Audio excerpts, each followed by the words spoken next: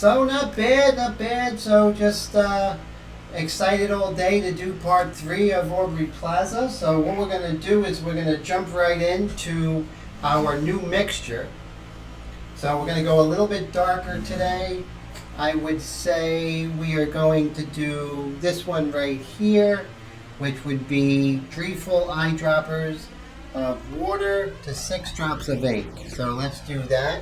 We'll do that ratio. So 6 drops of ink. So we'll do 12 drops of ink, and of course that's right here. Always make sure we put our artwork far away from the ink. That happened to me too many times. So let's see. So we're going to double up. So 1, 2, 3, 4, 5, 6, 7, 8, 9. We're going to, so 6, 10, 11, 12. So that means we're going to do 6 full eyedroppers of water. So these ratios are really important, you know, really are. So let me do that. 1, 2, 3, 4, 5, 6. We never really get a full eyedropper, so I'll do like 1.5 more. Just a, hey Wendy, how you doing? Good to see ya. Very cool.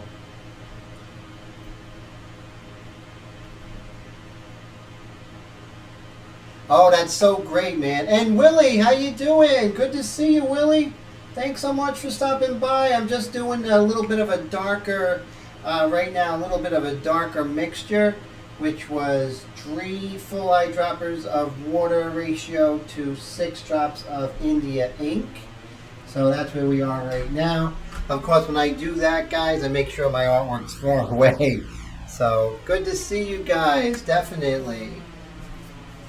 So of course, here's our Aubrey Plaza. She's coming along nicely. I'm very happy with her. I'm not sure if I'm going to go in with the white ink or we're going to go use the white pastel. So I'm still on the fence with this, but we might do, it depends. Depends how much overspray we have, because I'm learning some stuff about overspray. So I got some exciting things to share with you guys today. So I think initially we're going to go ahead, since we're not going to be doing like really tight detail, let's go ahead and use our Eclipse. The HP-SBS I think is a really good one. No, I'm so glad that you're really grown as an artist there, Jacob, so keep it up. That's for sure. We're all rooting for each other, right? That's for sure. Did you guys get the email that I sent out? Oh, let me go ahead and get rid of this text here.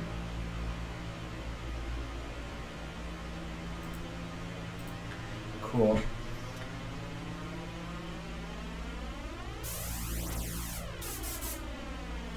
And like always, it's so important to have your airbrush well tuned before we go.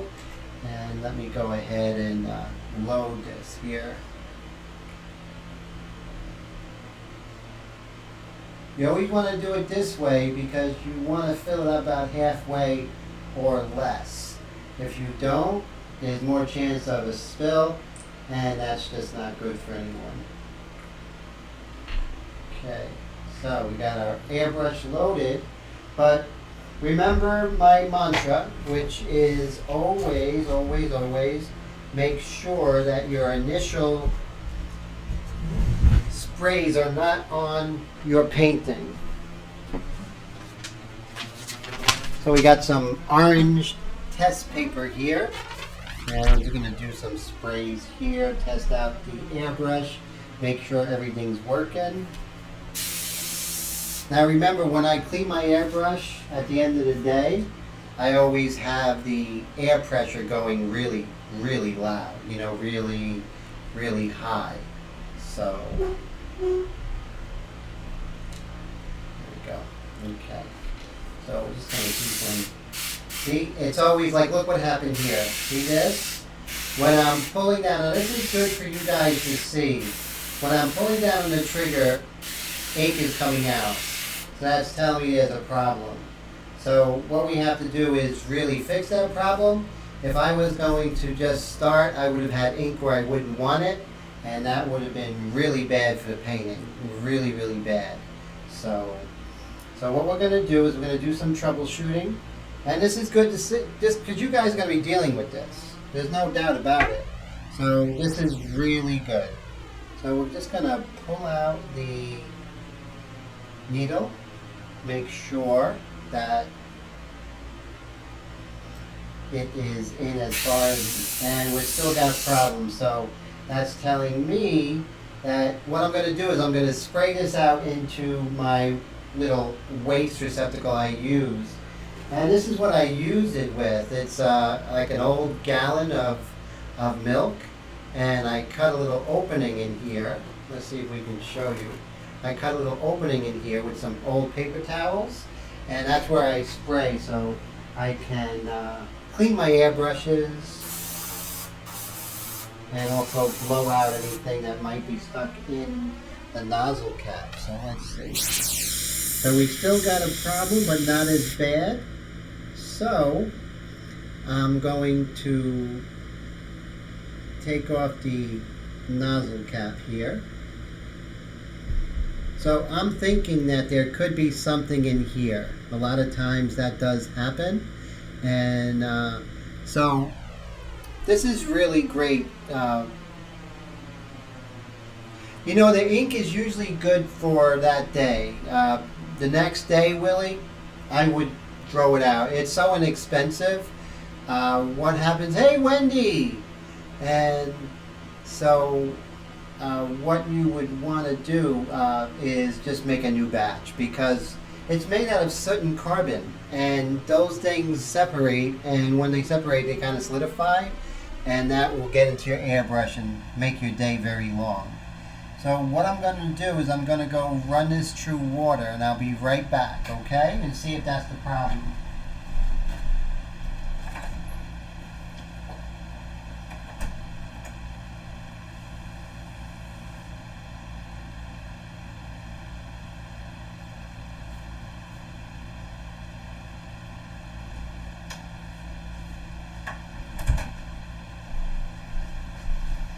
Now, over the weekend, I went ahead and, not over the weekend, but early in the week, I was using this for white, and so that might have clogged the actual nozzle. So I'm thinking that could be the issue.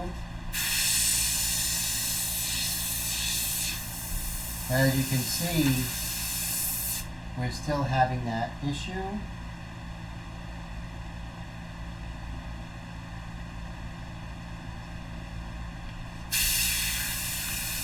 It's less now. I'm going to go ahead and blow it through.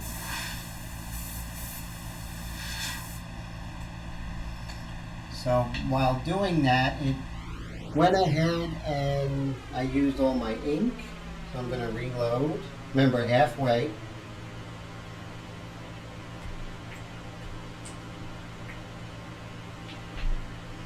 Sorry we're not doing any painting yet, guys, but this is actually really good, you know?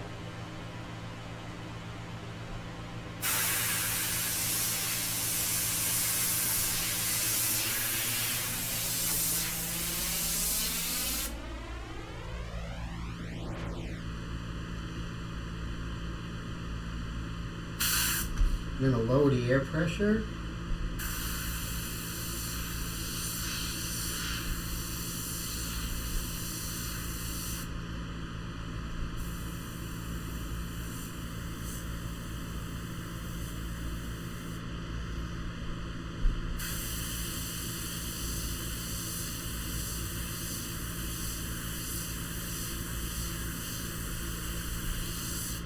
So looking at this here, I'm thinking that I got most of it, but it's still giving me a little bit of a problem here.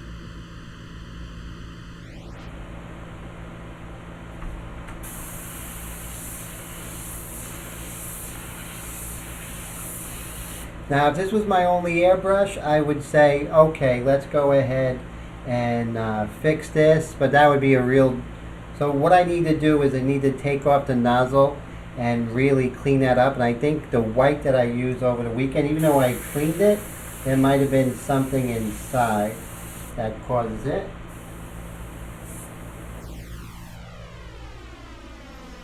Because there isn't any problem as far as other issues. One other issue could have been I bent the needle. That didn't happen. That I didn't clean the airbrush correctly. That didn't happen. I'm always very thorough, and I give a thorough cleaning after every session.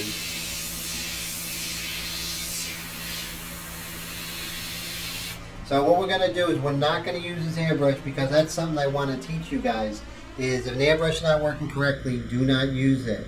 It's going to make your day very long. So we're going to put this guy aside, and we're going to break out, of course, the micron. And let's start with the micron. That's not the worst thing in the world to start out, having to use the micron. So I recommend you guys getting, at least 2 airbrushes. So in times like this, you're still operational. Okay, so let's test this out. Remove the cap.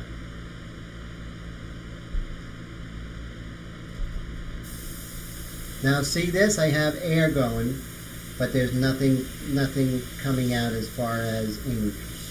See, this is a tuned airbrush. That's why you never ever, guys, want to use an airbrush that when you're pulling back, before you're pulling back, ink's happening. So that's telling me there's a problem in the actual nozzle. Could be a little bit of white paint that got in there, because white paint actually solidifies, and that's probably what happened. So, all right. So let's go ahead, guys, and let's make this happen. So we have a little bit of a dark mixture here. And let's go ahead and work on, oh, this is something cool. So Kiva sent me this, which was really, really excellent. She sent me these mini shields. They're like the same as the large freehand shields, but they're like real tiny. Isn't that cool? Because I always worked small, I thought it would be perfect. So she made that for me.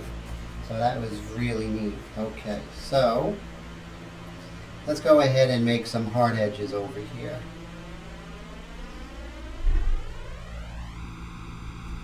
And of course, you always want to make sure you adjust the cup so there isn't any spillage on the artwork, which would make me cry. Weep uncontrollably, actually. I don't know if you guys remember when I worked on Natalie Wood, what happened there.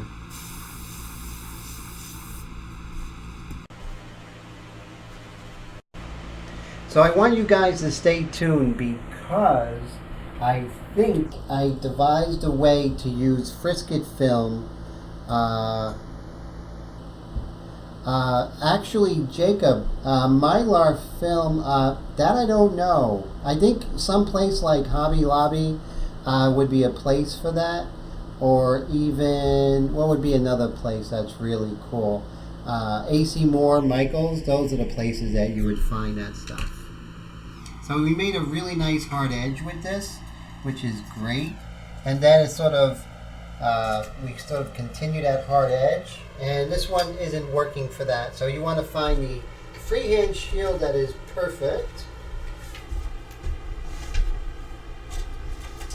And I got all my freehand shields in here. So I'll show you all of my freehand shields. I don't think you can ever have too many freehand shields, that's for sure. So let's see which one would be the best one for. I would think probably this one looks pretty good. Okay.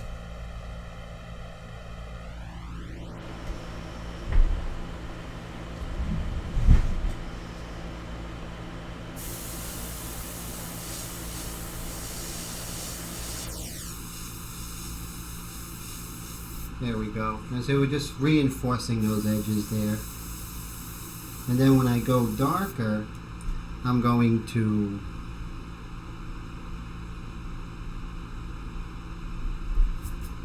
lower my amount of water and raise the amount of ink so I get even darker for this hair here, which is almost a black.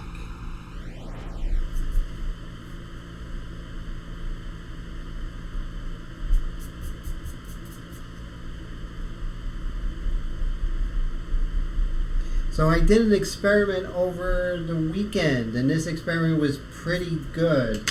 Let me show you guys what I did. This was on a wood panel, and I gessoed it, of course, with my marble dust gesso mixture. And then I put like a gray number 5, and I sprayed gray number 5 over it.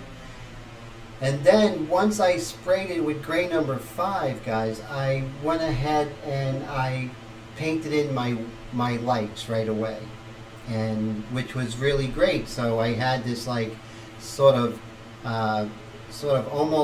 almost my highlight. So my lights right here, and I had no, because I went very thin, and I had no blue shift.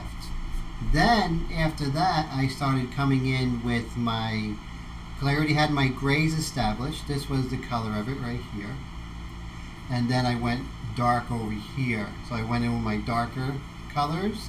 And then after that went even more dark, and then it gradually got darker.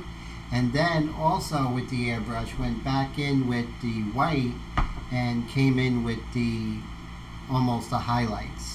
And then when I went in with the highlights, I went in with the rigger brush. So this was a very good exercise. I learned a lot. So this is a technique on paper, but it works just as well. You wouldn't think this is ink. It looks like it's done with acrylic paint. But my experiments are that I want to not tell a difference between the two. And when you do feel like working in paper, you can, and be free to do that.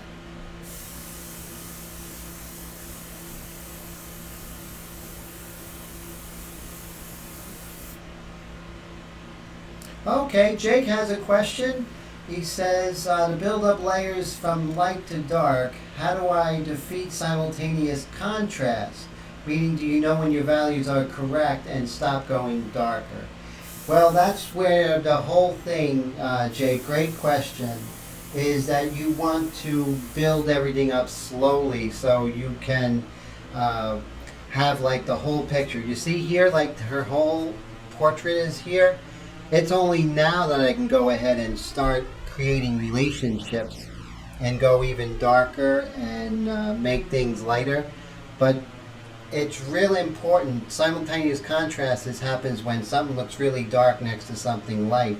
So if I just went here to town and just worked on this eye, like, okay, today, guys, we're just going to work on this eye.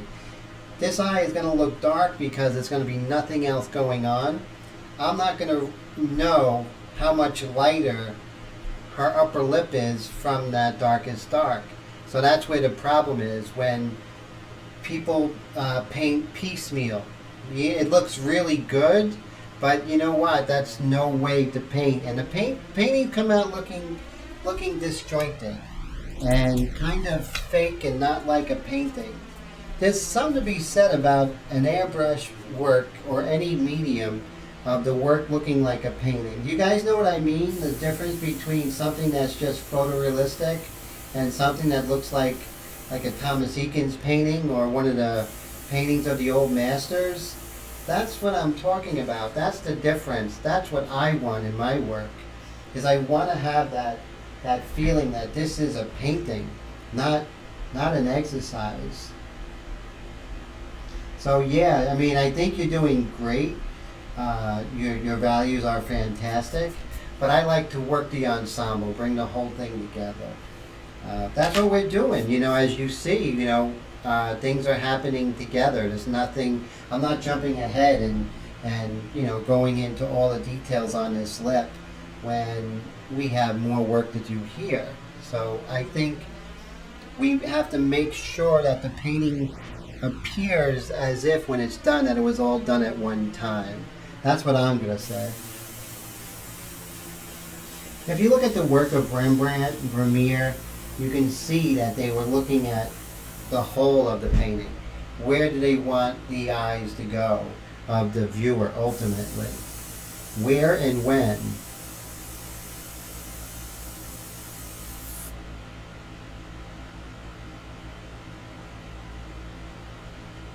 Exactly, Jake. So Jake says defeating the simultaneous contrast by keeping everything relative. Yes, working slow and getting my relationships.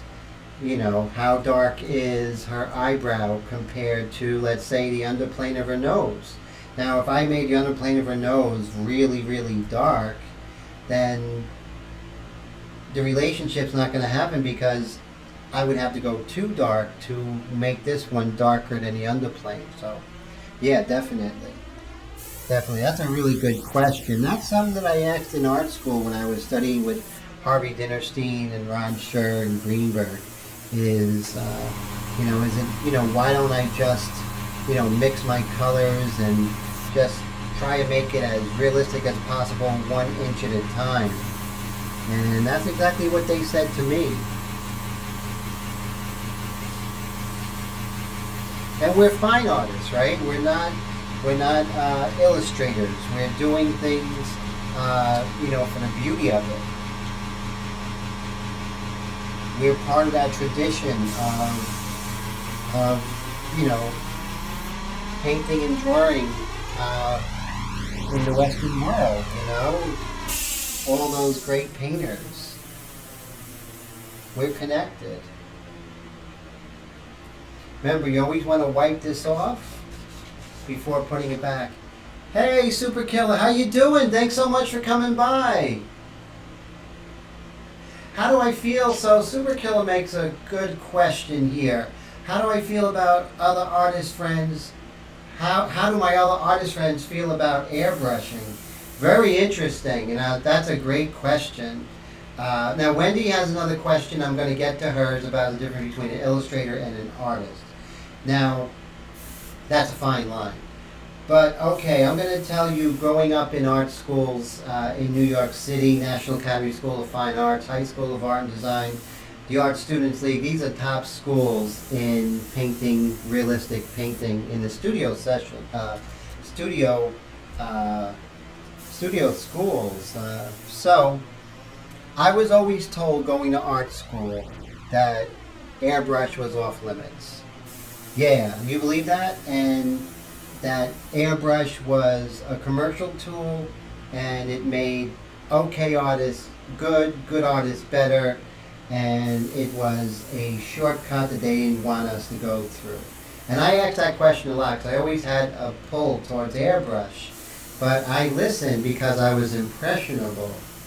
Now, as far as, I exhibited an airbrush painting at the American Artists Professional League show, their Fan National show, and it got in, and I had a lot of really wonderful comments, and people really loved it and were fascinated by it.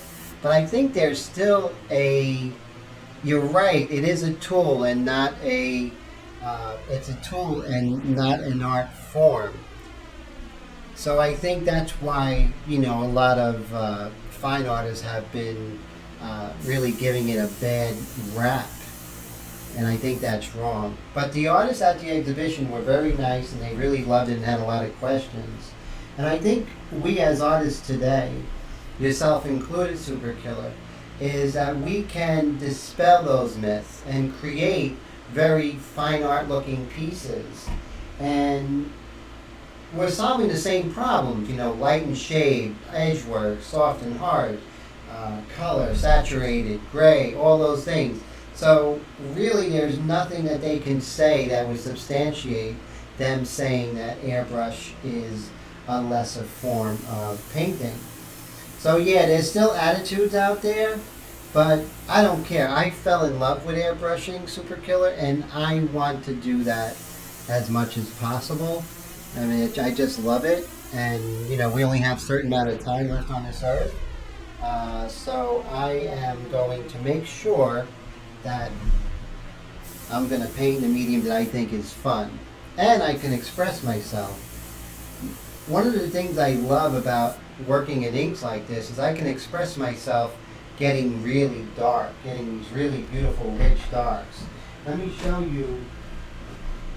This is something I did over the weekend, and you can see the rich darks that I'm able to get with the airbrush, which to me is really expressive. So it's all about expression and using the medium to say what you want to say. So really, there's nothing inherent in airbrush that somebody could lessen it. You know what I mean, guys? So definitely. Great question. I appreciate that, Super Killer. Super Killer, thanks for coming by. I really appreciate it. So let's go to Wendy's question. Wendy basically says the difference between an illustrator and an artist. Well, an illustrator is an artist. An illustrator can be an artist, and an artist can be an illustrator. But the designation is the illustrator is basically just doing things, verbatim. They're more technical, and they're not really looking to answer any questions pictorially. They're really just doing a job that is being told to them by an art director. Now, a really, really good illustrator can become an artist.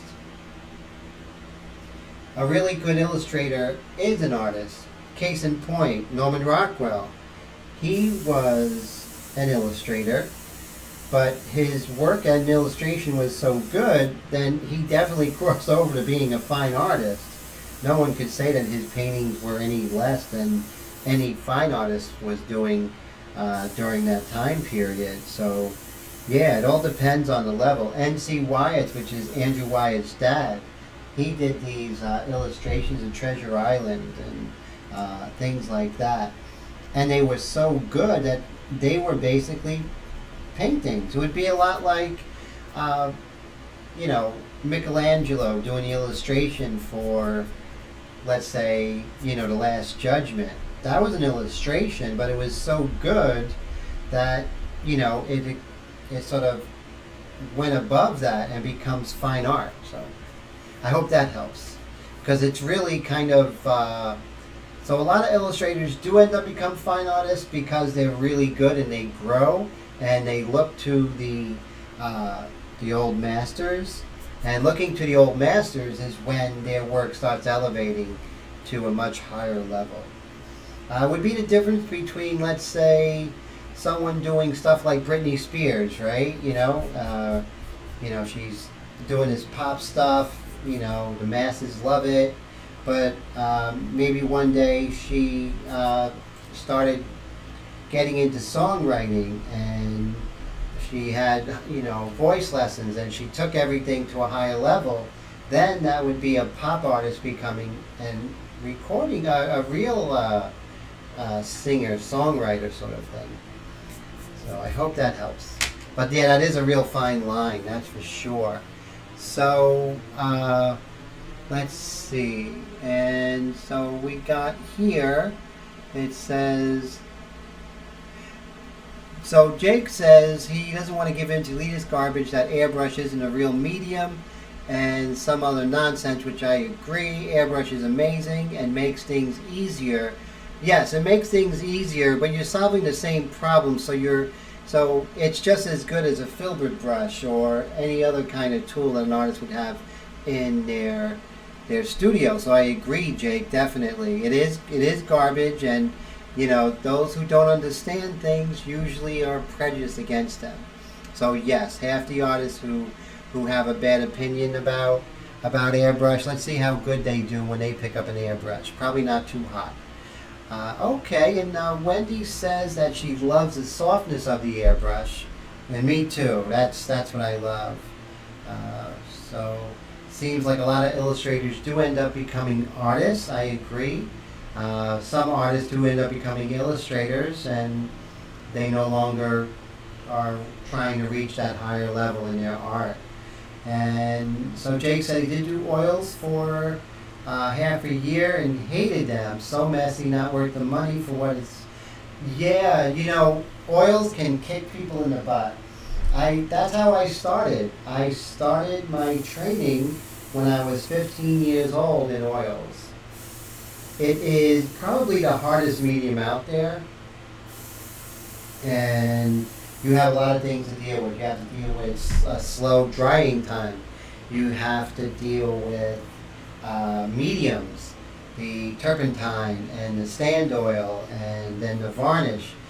But oils really taught me a lot on how to stick with a medium and to really be determined to fight that. Let me get a scrap paper, guys. I'll be right back.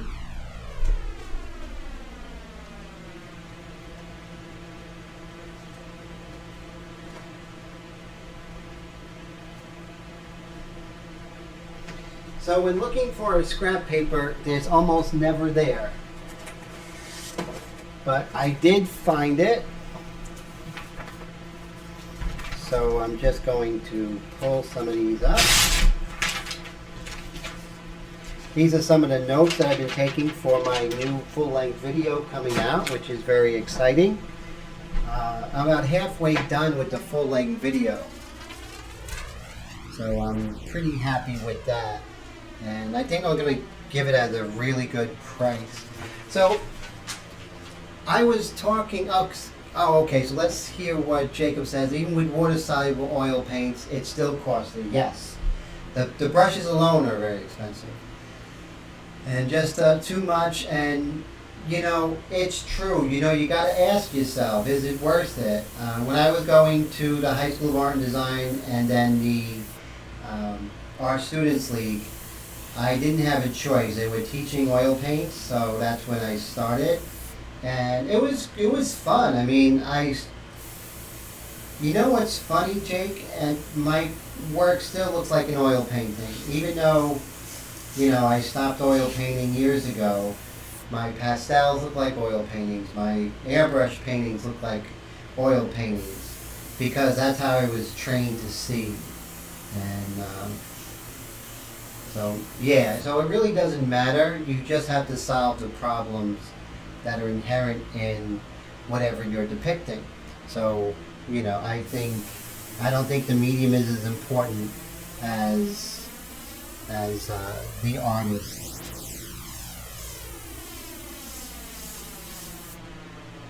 So we got Aubrey here. Let's work on her hair.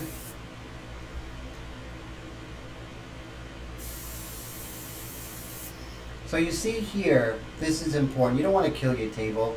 I've been like such a really clean freak when it comes to my airbrushes. If you notice, my airbrush is super clean, as if I just took it out of the box. I clean the outside of the airbrush.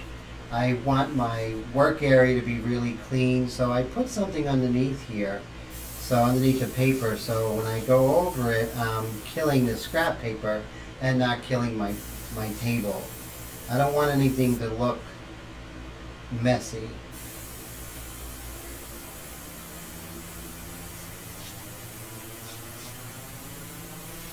So this is like serious stuff, you know, to me. So I just want to make sure that I'm being serious with cleanliness, with everything. It makes a difference for me, and not all artists. Some artists could be like, you know, really messy, get paint on them, paint on the cat. It doesn't matter. But for me, I just want to be very businesslike and make sure, even when I keep my airbrushes clean, this one, you know, and I clean it every day, you're still going to have some issues on the inside, but on the outside, always helps.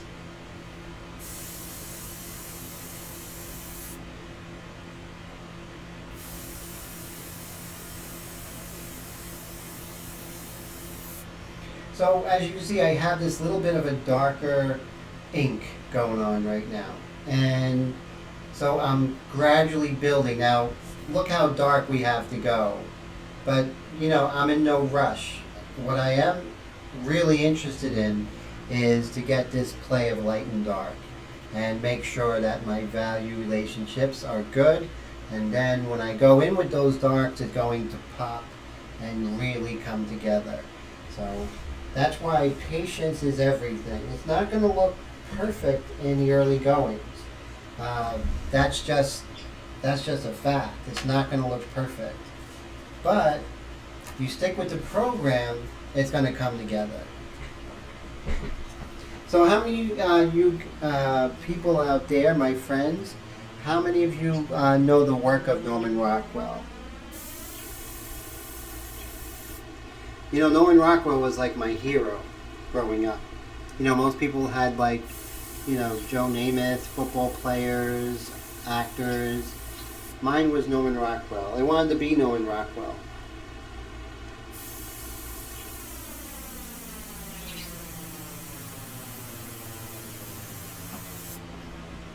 So who were your favorite artists growing up and why?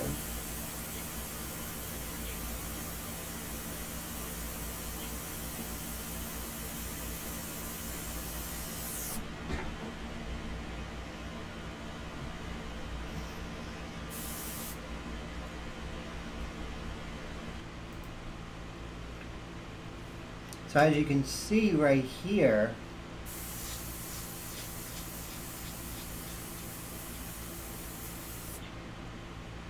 I'm just making sure that I move this all the way up.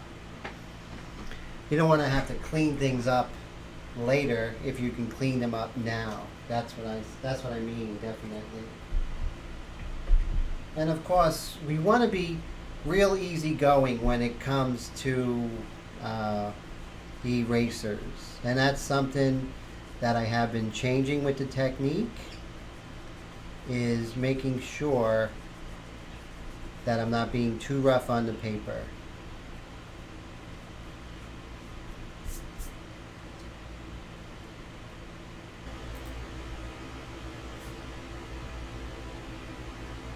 Oh, you know, that's true. It's, you know, a lot of people weren't exposed to artists in the when we were young, so definitely that could change. That's why, you know, when I have a young student, I show them all the art history right away. Yes, exactly. It's true. You don't know the artist, but when you see them, you're like, wow, okay, I know him. That's Rembrandt, or that's Michelangelo, right? Super Killer, I appreciate that. And Wendy, what's the good thing is that now you're being exposed to those painters, and that's fantastic. I was at the Met about 2 weeks ago. I think I'm going to go again on Monday. Monday, I think I'm going to go back, Monday or Tuesday. And I was looking at the sculptures of Rodin, Auguste Rodin, French 19th century, realistic sculptor, really fantastic.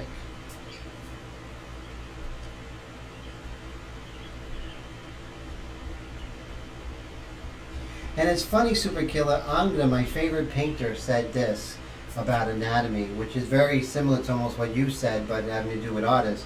He said, I don't know all the muscles by name, but I know him when I see them, meaning how he was with anatomy. That, you know, we need to know anatomy, what things are, what muscles, what bones, ligaments, but you don't necessarily need to know their names. So you said the same thing as Angela, but in different contexts. I definitely want to do some lessons of art history. I don't know if I'm going to do it in. I think it would not be as fun in live stream form, but maybe as a video, do some art history lessons. And I think you guys would really get a lot from it. And best to learn art history from someone like me who loves it and who's passionate about it, than someone who's ho-hum about it. So I think it would be a good thing. Now here it's darker, so I'm going to wait until I maybe get my darker ink ratio to go back in here. but let's see if we can work on some edges here.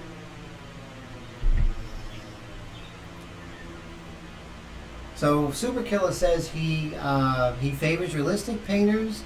Bob Ross, when he was a kid, was the best ever. You know, he was an influence on so many people and brought art to so many.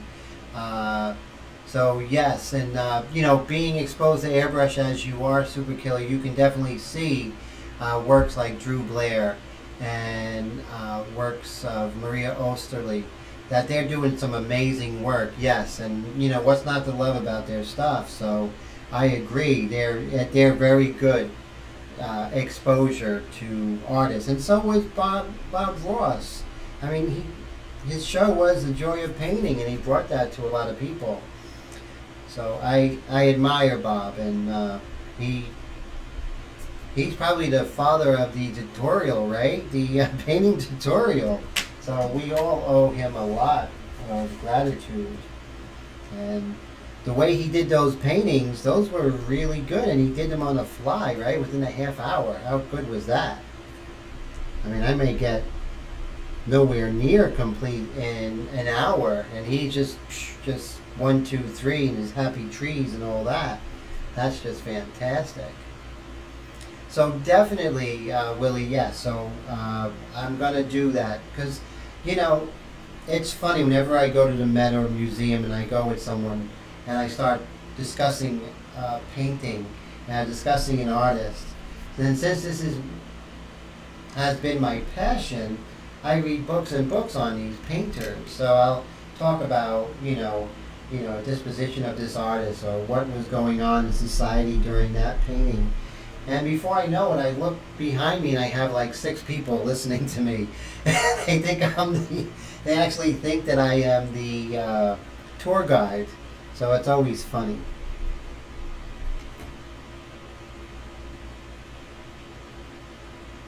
Oh, so Jake says he has something cool about Bob Ross, and if you ever wrote a letter to him, he always wrote back. Really? And if he stopped, he would pick up the phone and call you personally. Unbelievable. That's fantastic. Wow. See, that's a good story. So he was the real deal. You know, he really did care about people who took time to learn from him. And I feel the same way about you guys. I really, really care about you guys, and I really want you to become the artist that's inside you, you know, and to exceed your own expectations of your work. That's what I want for you guys. So that's why I'm always excited every week to do this. It doesn't matter what I get out of it. What I do get out of it is that you guys enjoy it, and I get to learn from you, and you guys learn from me. So that's a pretty good deal. So, and the time goes by so fast. In my life, no time goes as fast as when I'm doing a live stream. Nothing close. The Superkiller says one of the newer things he's been doing with great success is full grayscale underpainting. That's what, now you're talking. Yeah, Superkiller, that is what I base my painting on, are those black and white underpaintings. And the black and white underpaintings solve everything, your line, your value, your hard and soft edges. So then you just got to deal with color. So that's great. I'm so glad you're doing that. And so, funny thing, why am I doing airbrushing with pen and ink, with India ink? Is because I was just a pastel painter. I exhibited in pastels. Pastels was my thing. I still have a great reputation as a pastel painter. But I wanted to do underpaintings. And I was doing underpaintings in India ink and a regular paintbrush. And then I had seen on YouTube an artist, and he was doing this black and white of a woman And it was just so fantastic, and I was like, that's what I need to do. So I got myself a Badger airbrush, and I got one of those compressors from Walmart, and I just started using it. Well, funny thing happened while I was doing those underpaintings using India ink and the airbrush, and I fell in love with the airbrush. And so I started doing color airbrush paintings, but still doing the black and white with the India ink. And then, I would say about maybe 2 months ago, I said, why don't I just do full paintings in India ink and give it a shot?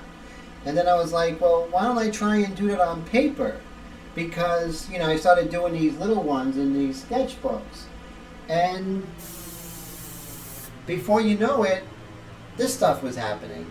And people were really loving it, loving the fact that you can do full-length paintings without having to have all these, Createx colors, golden colors.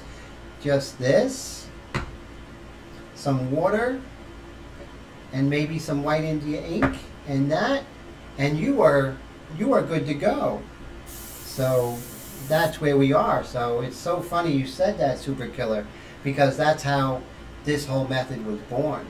Now Jake said here painting he would make for the rest of life, but he wouldn't have been able to help anyone. Wow, that's true. And I think that's what I'm meant to do. I'm meant to do this, guys. I'm meant to paint, but I'm also meant to teach, because I don't get the satisfaction out of anything else but painting and teaching.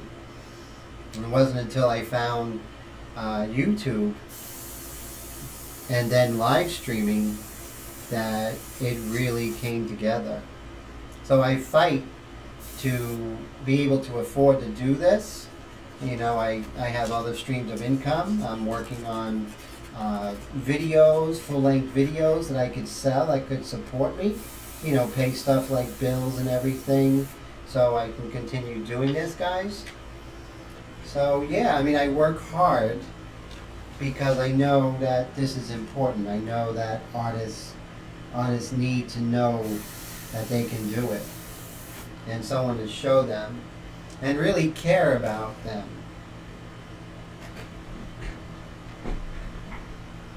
So let's see. So let's go ahead and work on the dark here. Just richen it up a little bit. Doing some detail. Okay, now this is a little bit bigger. So what I'm going to do is I'm just going to take this, and very softly, of course. Yeah, it's okay, right? The bills, it's part of life, and I think that makes our paintings richer in a sense. Without struggle, if it was too easy, would it taste as rich when success happens? So one of the things that I want to share with you guys, it's okay to be inspired by other artists, but don't look at them. Don't look at their work too much to the point where you get depressed. They're a different artist at a different spot, so don't pay attention to where they are, and just worry about having fun and developing yourself. We all grow at different times, different speeds, different rates. Some grow. Case in point, I did a blog post, and the blog post was very interesting. It was talking about the bamboo plant. Bamboo really grows underground for 2 years. Really nothing is happening. It seems like nothing is happening. But if you water it and fertilize it, by the end of year 2, all of a sudden, this thing starts growing so fast and so tall, and it grows above all other vegetation except for like the biggest trees. But it's amazing. So, if you're growing slowly, just think of that bamboo seed. That bamboo, so what? It doesn't grow fast at this stage. Doesn't matter. You just continue with the program of developing yourself as an artist. Having fun, that's the most important thing. That's why we started it, because it's fun. So let's go ahead and, this chin on Aubrey is always interesting. So you see here, you know, we have this edge and it's quite pronounced, and then it sort of disappears here with what's going on in her neck there. So that's what we really want to portray. So let's make sure that we are able, let me make sure I'm comfortable here. Get this in the right spot.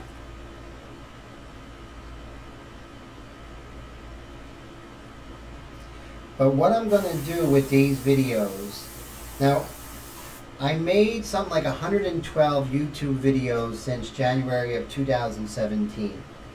Nothing happens for accident. So in that time period of those 112 videos, I learned about video editing, I learned about lighting, I learned about sound. I learned how to make professional looking videos. So now I'm able to do these full-length tutorials to help out artists, and you know, to help out with these techniques that I'm finding out that they're not going to learn in art schools. They're not going to learn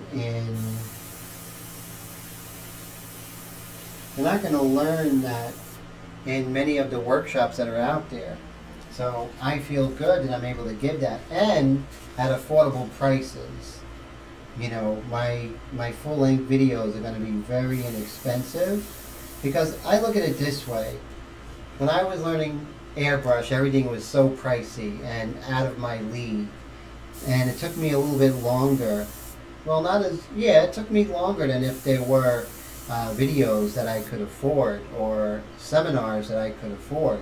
So that's why, another reason I'm doing these full-length 3 to 5 hour videos. So what do you guys think about a 3 to 5 hour video, from the very start of a painting all the way to the end, going over everything from the materials I use to some tips on technique during the way, some art talk? What do you guys think of that? Is that something that you would be interested in the future? I would love to hear your thoughts, because any successful person listens to what people want. So Super Killer says when he found out about the airbrush in the late 80s, there was little to no information. No information at all, right? Right? Super Killer, none. I remember, because I was going to high school, and then I started art school.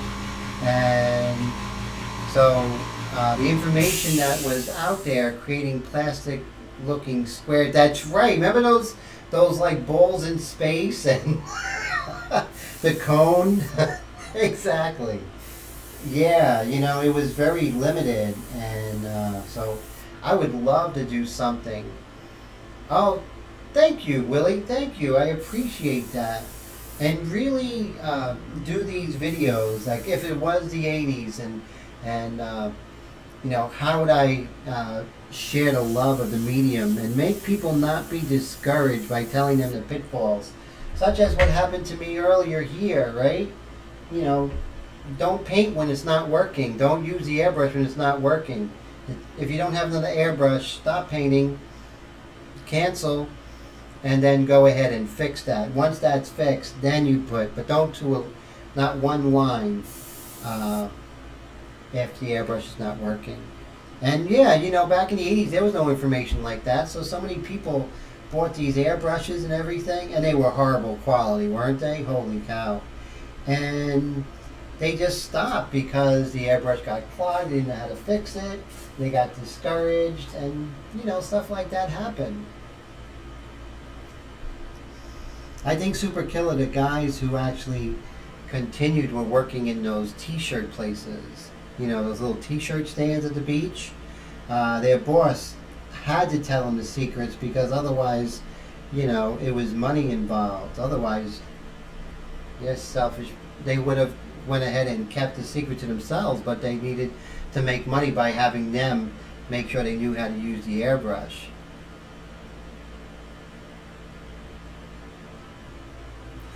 Definitely super killer. So definitely. So I'm really excited, and I'm going to put some of those tips, some things that I use.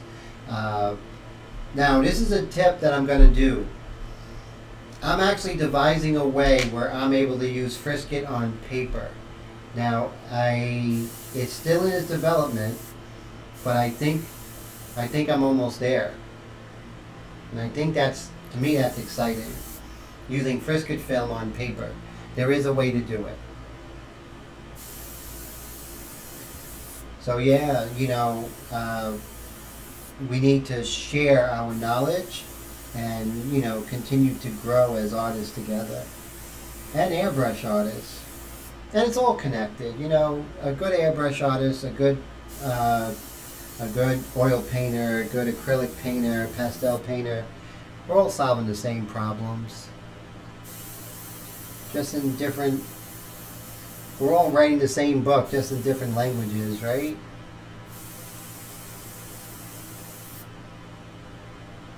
As you can see, Aubrey's coming together here. Starting to look like Aubrey. Has that look she has, which is so cool.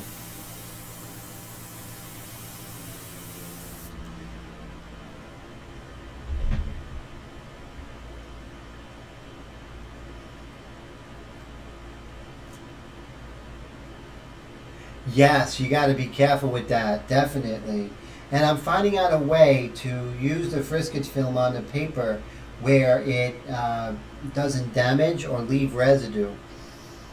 And I'm not using actual Frisket film. This is new product that I found, and I'm definitely going to share that with you guys. But that's still in the development series.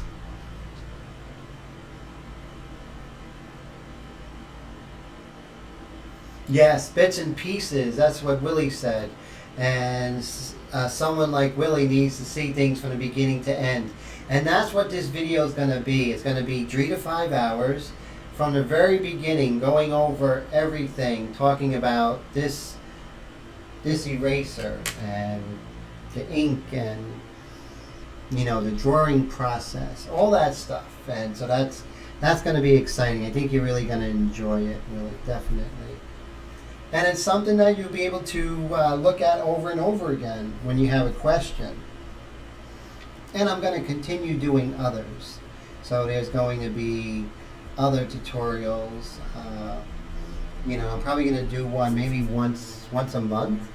I'll do a new one, a new full-length video.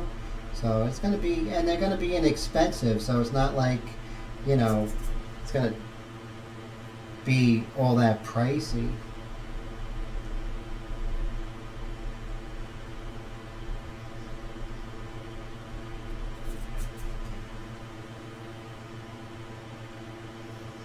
Oh, okay, so Super Killer says about t-shirt people, the word from the old school Florida Beach guys was they guarded their secrets. Yeah, like a chef with a recipe, where does that get them? I don't know if that gets them very far.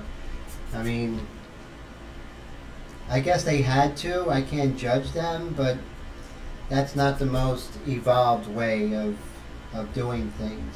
Yeah, you want to get paid for your knowledge. I understand that, and that's cool.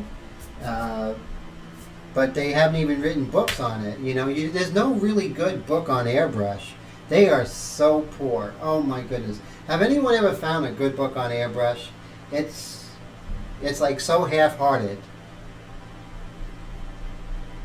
They show you just enough to be confused, right, guys?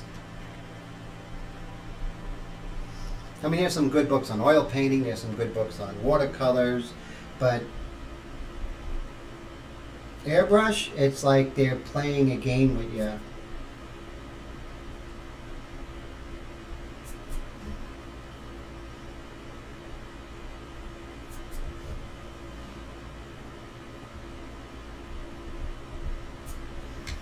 So right here we can see there's a values change from right here, it's pretty dark. I'm going to go darker with that when I increase the ink in the ratio.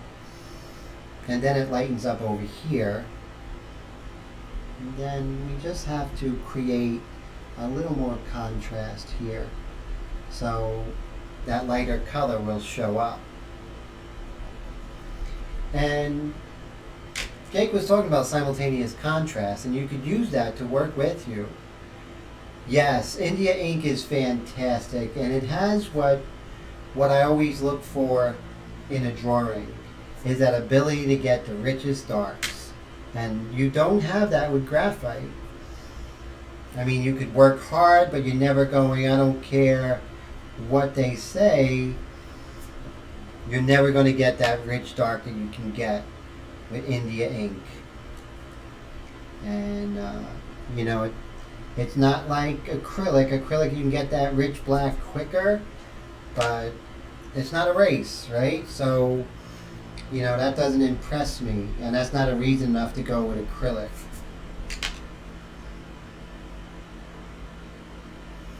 Yes, the ability to interact with actual artists, you know, in real time.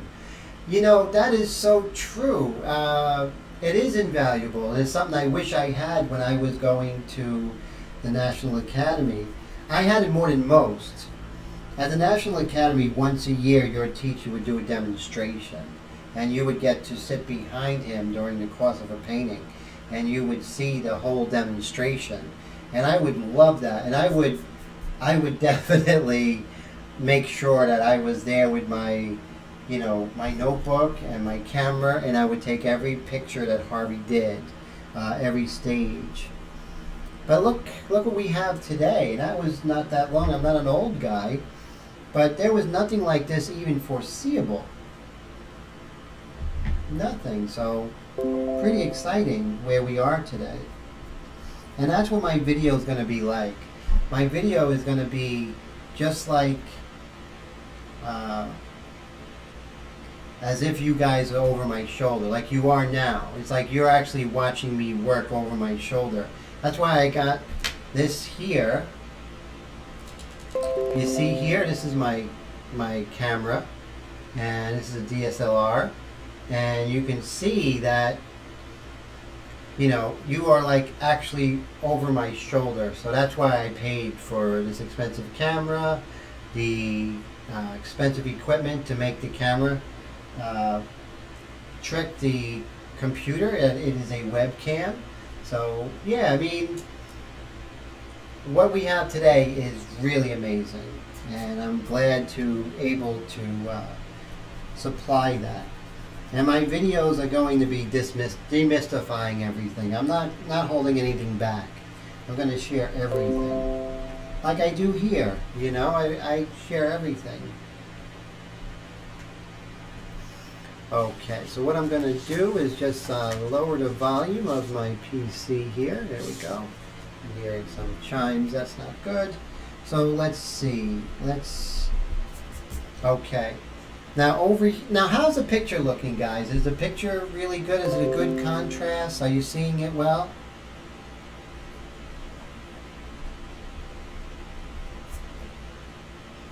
So what I'm going to do is, there's a little bit lighter here. And I'm just going to very lightly pull this up here.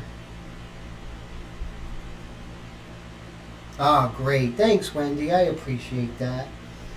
And remember last week where I talked about how things in the light are very loud, and detail in the light is loud, high contrast, and detail in the shadows are very soft, and whispers low contrast. But they're still there. Thanks, Superkill. I appreciate that. I need your guys' feedback on, you know, how the stream is looking. I'm sort of a one-man band here, I always say, and so it's I always depend on you guys. But you see how we're doing some of these quiet details, and then we're going to dust over everything. So we maintain the details, but we just darken everything. So we're just dusting, you know. The first one will probably be out next week, Willie. So I'm definitely going to email you that. And so that's going to be exciting. Really looking forward to that. I'm about halfway done with the editing process. And what I did, right now I'm just basically doing the commentary and some of the special effects in the intro and outro. But trying to make this really informative and just packed with so much information that you guys are going to be watching it over and over again. So definitely your money's worth and less expensive to what's out there today. And I feel what's out there today, you're not getting the full deal. You know, you're not getting it straight. I'm giving it to you straight. In my video, I'm giving it to you guys like 100%, not holding anything back. I'm telling you about the mixtures. I'm telling you about, like I do here, but in one continuous, from beginning to end.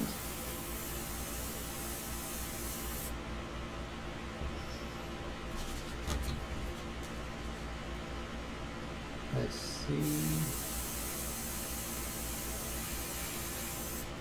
So what's really cool, guys, is now I pretty much film everything I do in the studio. So any painting could end up being part of a video, which is really cool. Okay, so now we're going to wait to do more in here because this is all... My relationships are fine, but the thing is, I have to go darker. So I establish my relationships. And then over here, you can see I have a lot to go as far as dark. And as far as like little details you don't see in this, but they are, and I'm putting them in. So before I actually go more into detail, I'm going to go ahead and go darker. But we're going to do that in just a little bit. But right now, I want to increase the contrast here in her clavicle area, do a little more detail, and then we're going to go mix a ratio of more ink and less water. So that's cool.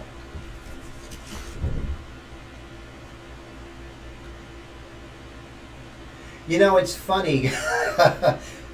Jake says that I always say that I'm not a photorealist, but my work does look photorealistic, and that happens by accident. It's not my intent. My intent is to work on a larger theme of realism, of doing things the old masters do, and it does come out looking realistic, photorealistic at times.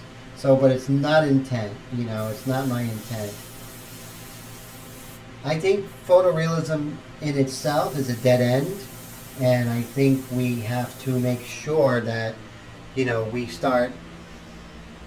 That's not our intent. Our intent is to do things a little more with grandiose, classical ways of doing it. Always look at the work of the old masters. Always, always. Never going to steer you wrong.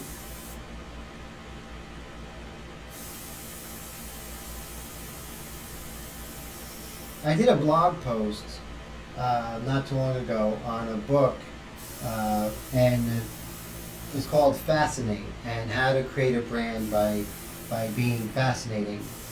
And I take that as how to be an artist that stands out. And basically, she says that different is always better than better. So we have artists out there. We have Drew Blair, Maria Osterley. We have some painters out there who basically put everyone to shame when it comes to realism. They put me to shame when it comes to realism, and their stuff is fantastic.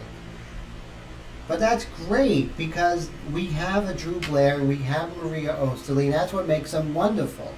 That's what makes them fantastic, and that's why we appreciate them. But we're all our own artists, and we all have our own strengths, and our strengths might not be photorealistic, and our strengths might be how we pull out the expression from the eyes, or how we paint children. So it's what I said earlier. You know, don't look so much at what they're doing. Don't see them as the zenith point. There are no zenith points out there. There's just them being them and you being you. So I get discouraged for people when they just want to paint like Drew Blair. We have a Drew Blair. He's amazing. He's incredible. And we have a lot to learn from Drew Blair. But ultimately, we got to go in our own direction. And your direction, Wendy, is your direction. Jake, Willie, Super Killer, we're all going, Willie, we're all going in our own direction, but we can learn from each other.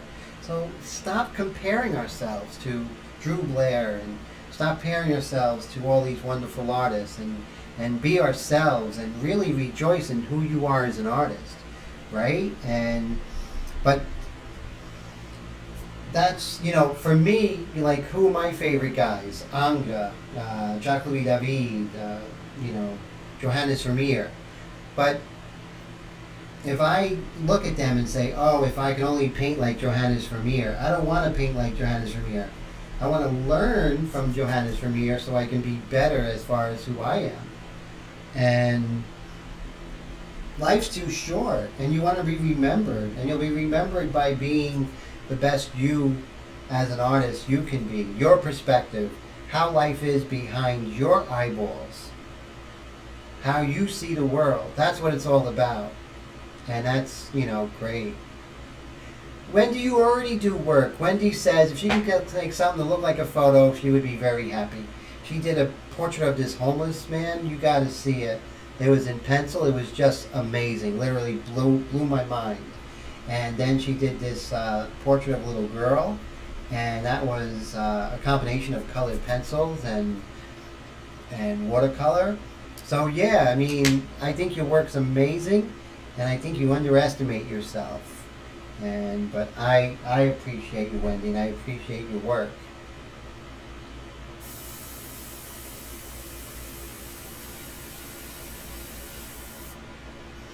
We're just going to accentuate this little area here. So what we're going to do, we're going to go real close, but we're going to really pull back very lightly on this trigger here, just to get that expression. That's great. Thank goodness, Super Killer. I'm glad because, yeah, you know what, Super Killer, you know, you have to go your own way, and believe me, I have a lot to learn from Drew and Marissa. Those guys, and you know, those two are just they make my knees weak when I look at their work. It's really fantastic, but you know, I definitely don't want to compare myself to them. That would be damaging for us as painters. So I'm so glad that you go in your own way. That's progress, right? That's, to me, that's growth as an artist. Is no longer, you know, feeling bad that you're not at some level of someone else.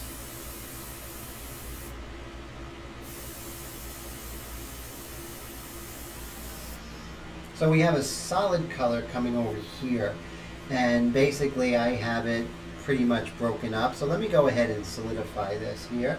Now when I want to solidify, when you guys want to solidify a value, you have to make sure that when you want something even, that you go further away.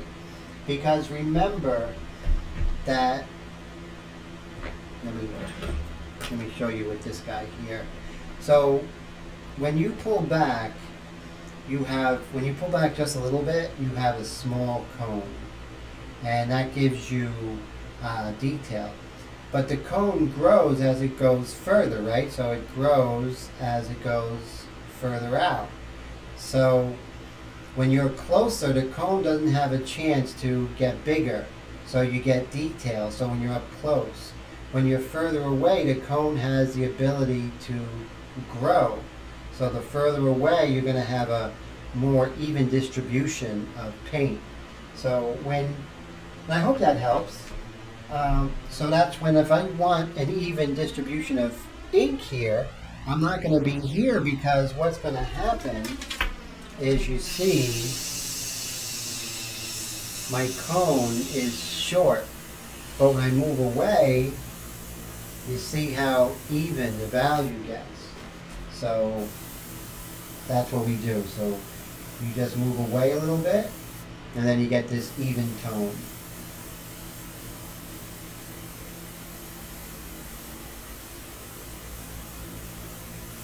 This way it doesn't get broken up, and it looks much better. Now, in the next stage, I'm going to stay with you guys maybe another half hour or so. But in the next stage, what you'll see is as I start getting darker, I'm going to begin to introduce the white pastel on this one. This one we're going with white pastel. So when I start introducing the white pastel, you're going to see things start really popping and really growing. And like all this hard work is paying off. I'm working on relationships, I'm working on edge work, all this sort of behind the scenes stuff, which is really going to come together when we do those finishing touches. So I'm going to stand, guys. Let me see. Let's look at this camera angle right here.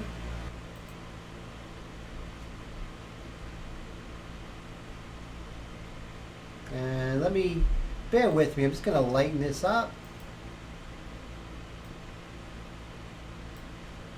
Oh, I want to raise the contrast a little bit. There we go. I'm just going to darken this area here. So let's go ahead, make this happen. As you can see, I'm pretty far away.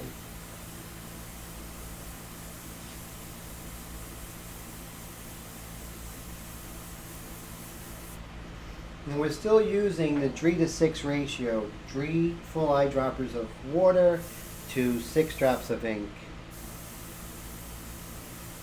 Now next to her bra strap or her blouse, it is a lot closer. So let me go ahead and fix that relationship. Now also I'm going to be looking at the relationship from the darks from that's right here to here to here to there. And that's where I'm going to find my value, guys. But I'm not looking, now I'm not looking to hit the value right away. I think that's the wrong thinking. I think you have to find relationships right away, and then you can adjust values. But if you find the relationships first, then you can adjust the values. Then you could even direct where your eye goes. But if you're going to go ahead and break things down like verbatim, little by little, paint the eye, paint the nose, paint the mouth, paint the chin, then you're basically reproducing exactly what's in that photograph. I'm not doing that because I'm deciding where you're going to look as the viewer.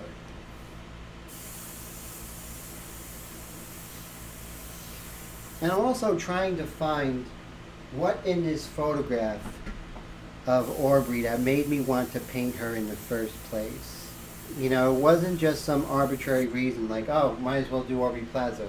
There was something special about this particular pose, and I want to find that, and I want to amplify that and share what I found that was fascinating. So that's sort of where I am right now. When I'm doing a portrait in Airbrush. You know, I'm not using the Eclipse because, Wendy, there's a little bit of, looks like there's a little bit of paint in the actual nozzle, and I got to go clean that out, so definitely not. Yes, her eyes are amazing in this. You know, she always has that stare, right? And it's really cool. And I think that, you're right, I think that's one of the things, just that penetrating stare that sort of grabs you.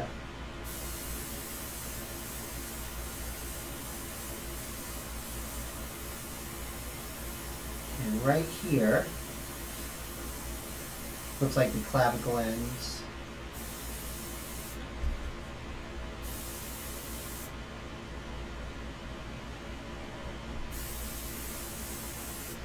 And also right here, we want to maintain that light. But I'm pretty far away from the actual subject as far as my airbrush. Now, standing, sitting, I talked to that about with Wendy, which is better. Inherently, none is. It's just, how you feel at that time and what you're painting. Since I'm going to be going far away from the subject, to me, I feel much more comfortable. Also, how you hold the airbrush. You know what?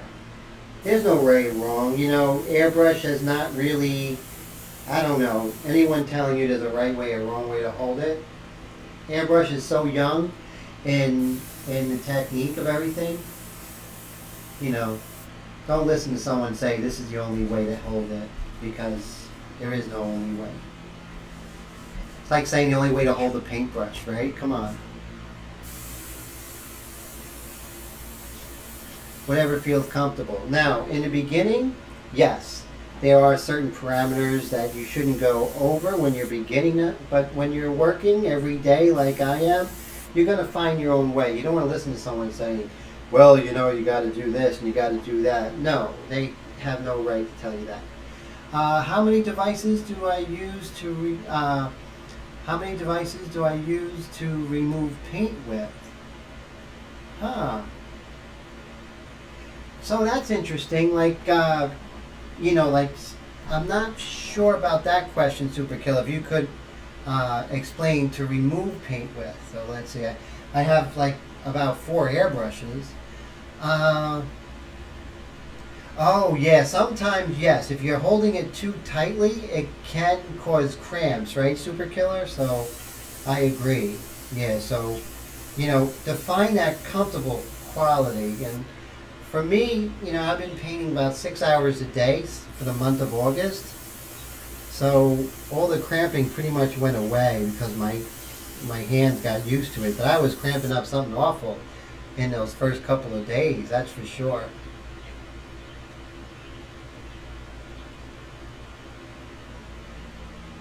Well, thank you, Jake. I appreciate that. Yeah, thank you. I love compliments like anything else, and I really appreciate that. Thank you for saying that, Jake.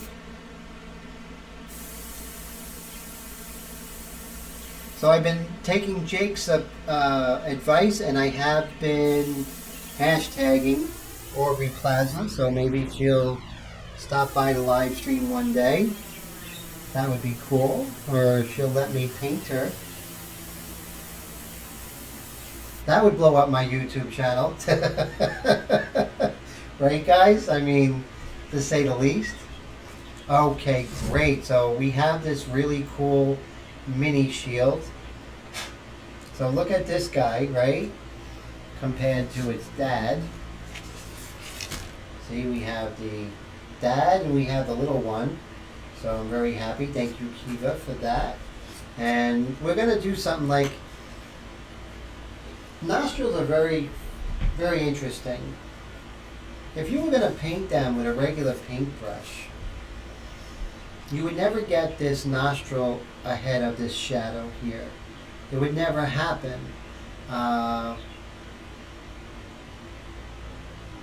Oh, okay. So, okay, we'll get back to that. So Super Killer basically said, to remove fiber pens, I use everything. I use erasers, different kinds of erasers, different grades of erasers. I have this one. I have a lot less. I have the electric erasers, more aggressive erasers. I don't do anything more than that. Another different electric eraser.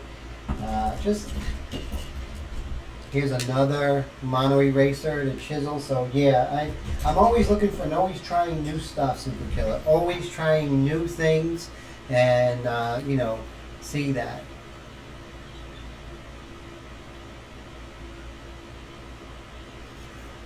I think it's just aluminum underneath that, Wendy. Let me show you the inside of my CMC Plus. See that?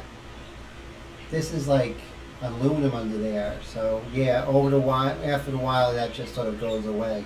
But I think Drew's has his so long that even the chrome off of here. No, Drew's the best, and he has the experience, and I think he's responsible single-handedly for Airbrush becoming such a popular and resurgence in the art world. That's probably why artists like me and you guys are using the medium, because of him. Brass, that's right. Oh, cool. So are they required for health reasons to coat it? Is that what it is? That's great information. Thanks for that. See, I learned a lot from you guys too. That's for sure.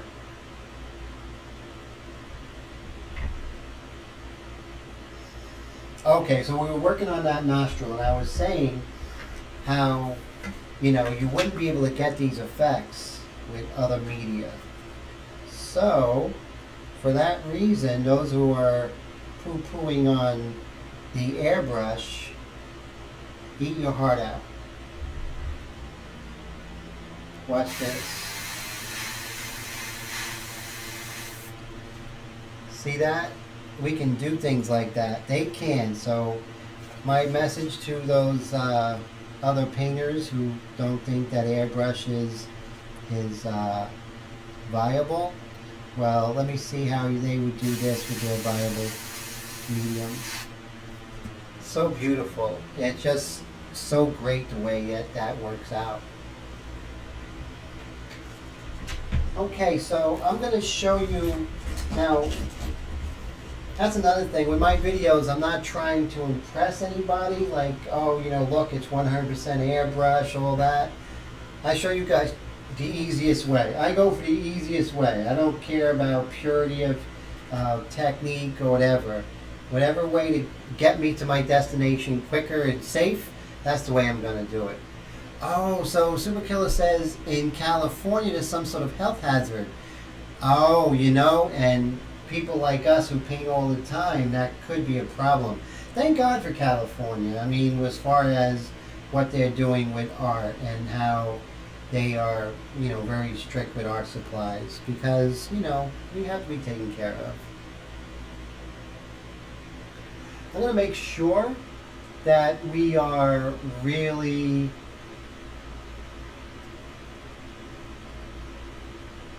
focused here. Let's see. And this is how I micro focus. Being so close, there's a very fine line. Let me make it even closer. And let me micro focus this. There we go. That's the best we're going to get it. Okay. Okay, great. So, let's go ahead and work on Aubrey's nostril here.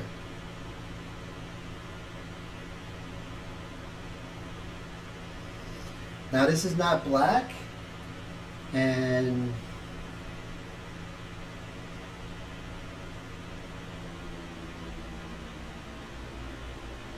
it's a gray down, it's very diluted.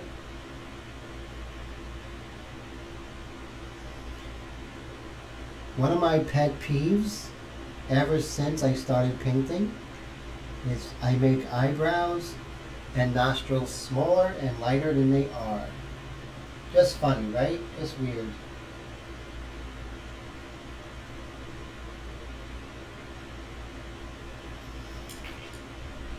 And what I'm going to do is I'm going to soften that up just a little bit.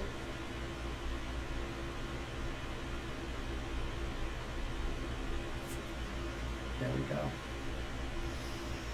That's looking super dark because we haven't came dark here, but I just wanted to establish that.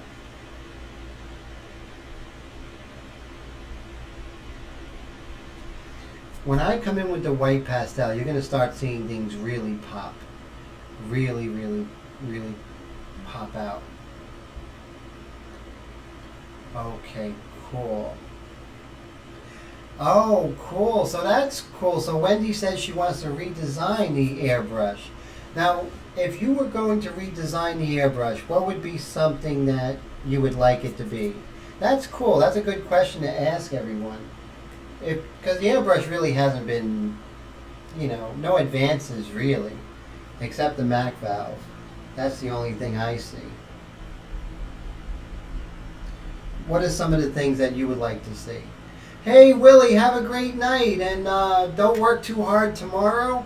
Always great to see you every week, and I might have the video out by next Wednesday. If I do, I'm going to send you an email telling you all about it, okay?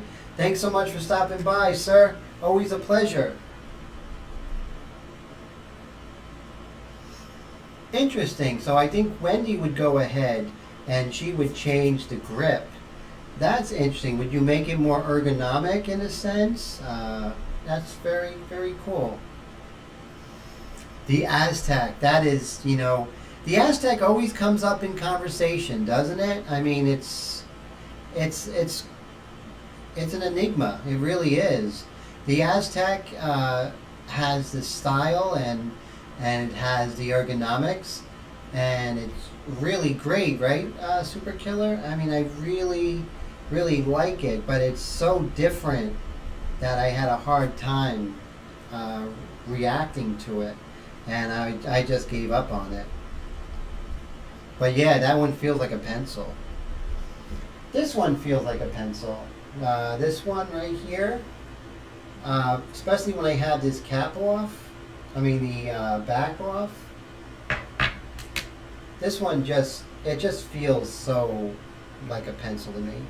When I'm doing something like this, it just feels so, I don't know, so good in the hand. It's so light. As far as Iwatas go, the other Iwatas are good, but they're a little heavy.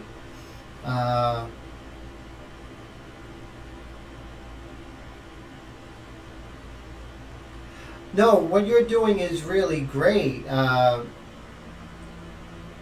I think what you're doing, Jake, Jake says he breaks down the photos, and what he does, he breaks it down with Photoshop and actually breaks down the separation of values and then blends it. No, you're doing some groundbreaking stuff. I love what you're doing, Jake, definitely. Keep that. Jake's an experimenter, and Jake, what he does, he's doing something. He sees things differently, and he comes up with his own approach. He's going to help out a lot of people, and he already has with how he breaks things down. The plastic, and Super Killer says the plastic nozzles had the precision, and the trigger response has, yes. It's true that now. My first airbrush teacher online was David Morton. You guys know about him? David Morton's fantastic. He has these videos, just really great. What I love about David Morton, he doesn't kiss the butt of different companies. He doesn't care about Createx or Iwata or anything. He does it his way, and that's cool. That's a real artist. Yeah, you should check out David Morton. I think his airbrushclasses.com is his website, if it's still up. Really fantastic.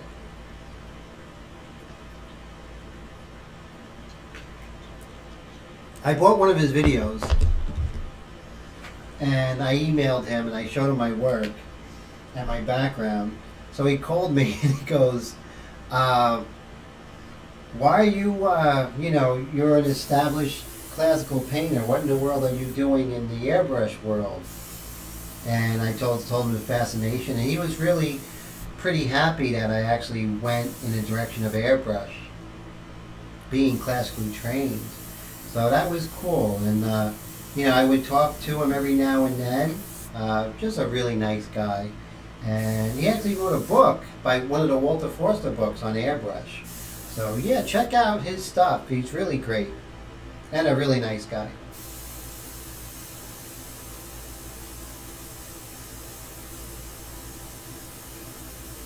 It seems like everyone in the airbrush industry right now, They're Iwata guys and they're Createx guys, and there's really no room otherwise. And that's pretty much how it's going. Whatever medium or whatever material I use is because I like it, and I don't want to do things the way other people or other artists are doing. Work in Createx and just go that route. I'm sorry, I want to do my own thing. So I'm a lot like David Morton. If I'm going to endorse a product, it's because I really love it, not because everyone else is doing it. Yeah, David Morton's great, guys. Really is good. So, what I found with the Aztec is it had this really tiny hose, which I was really disturbing. It had that really tiny little plastic hose. I didn't like that. I didn't like the plastic construction. That felt weird. And also that Createx is a pain. It's like the only game in town right now when it comes to Airbrush. I like their stuff, but it's not what I want to use.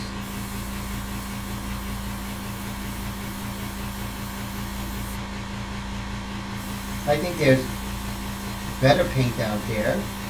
I use India Ink because I think it works best for the airbrush. Oh yeah, that hose is so easy to break. It's so, right? I mean, I actually hate that hose. And I go for these braided hoses, about 2 or 3 a year. And could you imagine how soon I would go through those little hoses? So,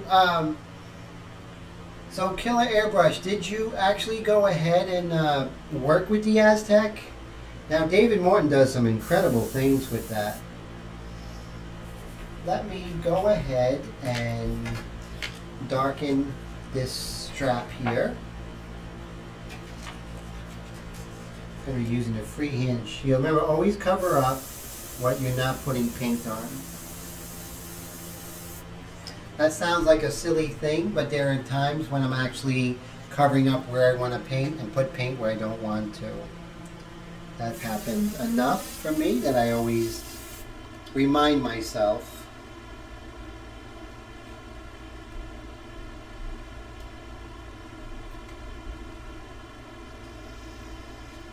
But yeah, guys, when I first, let me just move this over here. When I first discovered the microns, that was something. But I was kind of, I'll be honest with you, I was kind of anticlimactic. The microns are really nice, but precision only comes with time. So even though I had a micron, I still was only airbrushing for a short period of time. So I didn't have the precision that the micron could give you. It's like a lot of people take these airbrush classes thinking that they're going to make them a airbrush star. It's not, because time is the only thing that's going to really get you there. Now this is something called crawling along the surface. I'm not trying to hit the whole contour. I'm just crawling along with the freehand shield to get that contour. See right there?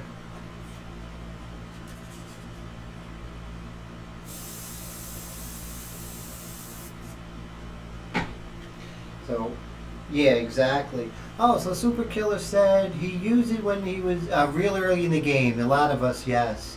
And it couldn't make it do and wanted, yes. It's a hard airbrush to love, right? I mean, I'm sorry. I wanted to love it too, right, Super Killer? I'm sorry, I wanted to love it, but like you, it's like, I'm sorry, I need more from my airbrush, right?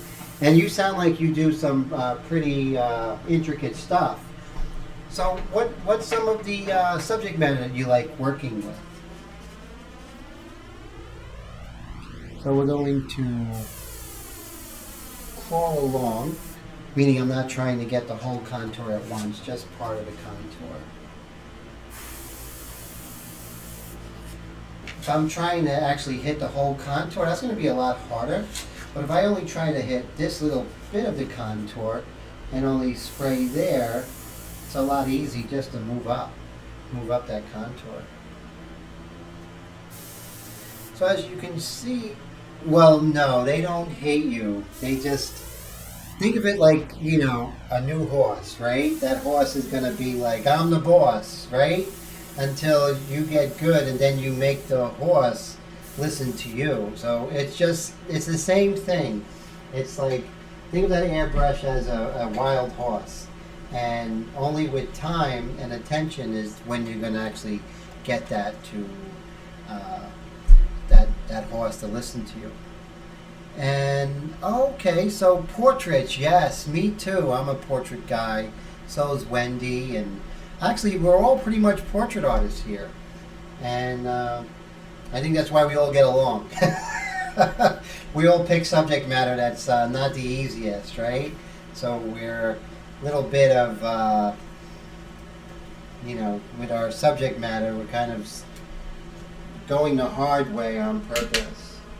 So I'm going to put the freehand shield. I'm going to darken the background a little bit. But remember, I don't want to kill my table.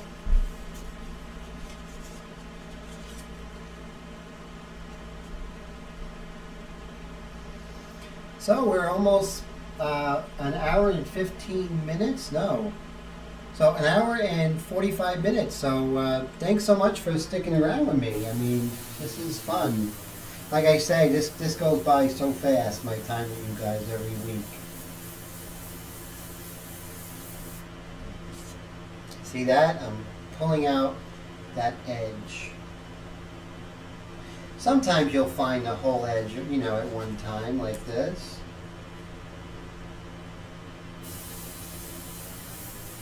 So notice, so if I wanted to blend up, I pull up as I go further up. So I'm pulling away. See that in the upper right hand corner?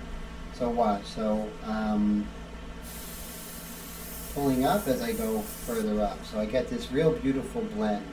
Let's see that, oil painters. Let me see you do that easily. One of the pitfalls in the Chinese copies is that people buy the Chinese airbrush and get frustrated and never pick them up again. If they only had a quality airbrush, yes, super killer, exactly.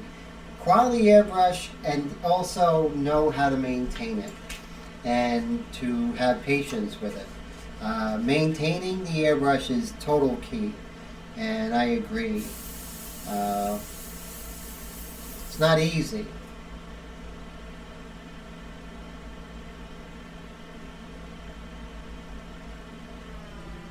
Yes, the $15 one, yeah, that could be a total, because it's going to do things it wants to. It's never going to listen to you. That's like a horse that's never going to. That's like trying to ride a lion. You know, that is just never going to work.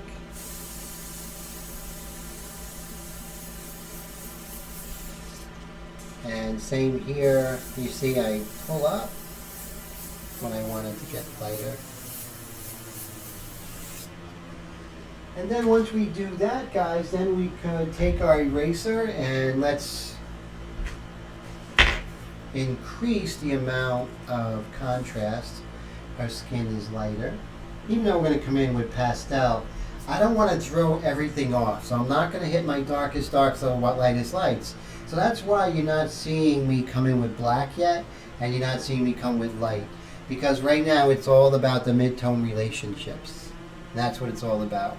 Setting it up so when we go into black and go into white, it just explodes. So it's really cool. So if I could change anything about an airbrush, you know what I would change? They can do this. I would like the airbrush to have its own air supply. Maybe something to where it actually takes in, like to build like a small compressor that's battery operated, where I can take this on the road and I could work, putting it in there, having a top, and I could be on the road and I could be just, on a bus working. You know what, Wendy? I decided just today not to do white ink with this because the white ink works much better with the gunmetal. And I don't want to run into those problems. And I want this lesson to be about the use of pastel. So I think that's, yes, wireless. Wouldn't that be great? That's not impossible. What do you think, Super Killer? To have a little compressor where you could, or even you put CO2 back here, like a CO2 cartridge. And then, you have like something like an Iwata or, high-end Badger or, something like that. Wouldn't that be great? Like a totally portable airbrush where I could be on the bus and I could airbrush on the train and not make that much noise. So Super Killer says that he never heard worse advice than when a pro airbrusher said you don't need to clean your airbrush to the end of the day or even longer. I'm a real stickler for cleaning the airbrush. You can see this one. Look how clean it is. I clean it inside and out. Sometimes I clean my airbrush twice a day. Like you say, if I have a clog or if I feel it's not working correctly, I'll stop what I'm doing and I'll go clean it. So yeah. So that's important. I agree at 100%. Because that stuff happens. Even like how careful I am, you can see the eclipse. What a problem I had with that, which is going to be my project later after I get done with this. So you can see I'm doing two things. I'm erasing that pencil line, which you can do, and I'm increasing that white. So what I'm going to do is I'm going to do the white pastel here and then soften that. It's going to be a real soft edge over there. Let's do the same over here. We're going to erase that pencil line and in the process increase the contrast of her shoulder to the background.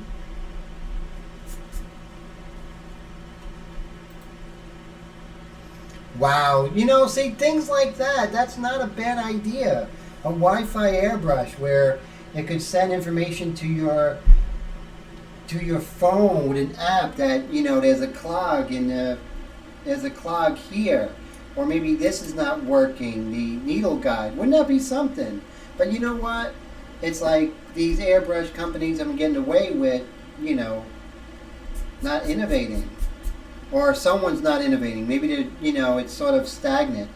But those kind of innovations, man, wouldn't that be great, guys?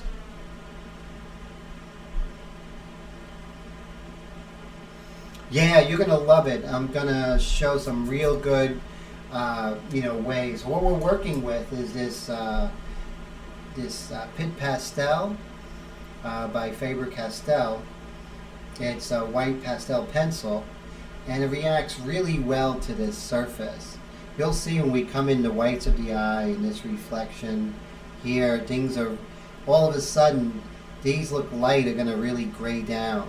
And then when I come in with the dark, increase the ratio of ink to the water, then you're going to see how everything's really going to pop. And I always liken it to, and then those of you guys who remember my painting of Natalie Wood, which I don't have her with me right now. But here's an example. This painting was very light, and then towards the end, but this is not white pastel. This is with India ink, white India ink. But you can see how the white just sort of really pull this up. So that's going to be cool. Yeah, the mid 80s. That's exactly. And it says here, you say here that they haven't changed the design since except add the square trigger top. Yeah, that was innovation, right? Not, right? Unbelievable. Exactly. I mean, what Iwata did recently, I think, was this Mac valve, which I really love. So I could pretty much leave my, leave my compressor in the closet, and I could, I could adjust here. So I can put my PSI at 25, 30 PSI. If I want to go lower, I can use the Mac valve. That I like. That's the only thing I think they've done in like 50 years.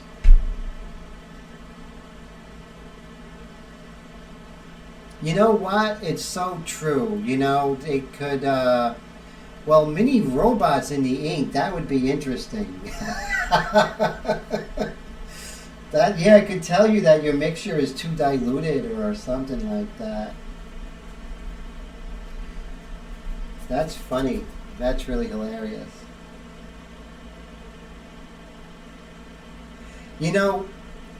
Interesting. We're talking about the Aztec and having the plastic construction.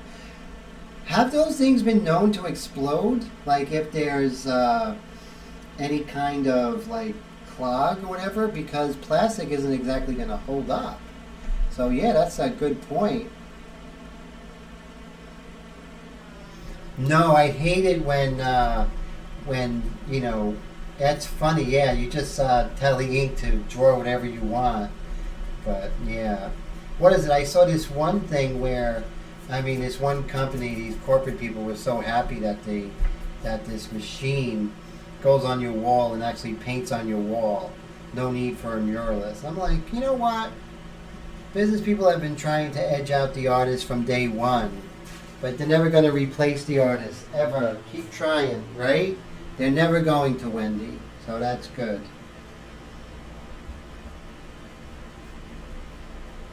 At least I hope so. Right, Wendy? So you see how this erases. So Super Killer, you can see the advantage is that I have the ability to erase with this paint, this eraser, and I could really start working on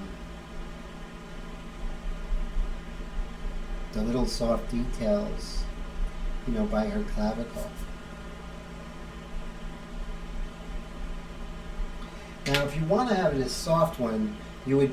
Hey, Willie, how you doing? Oh no, Willie left. I'm looking at an old one.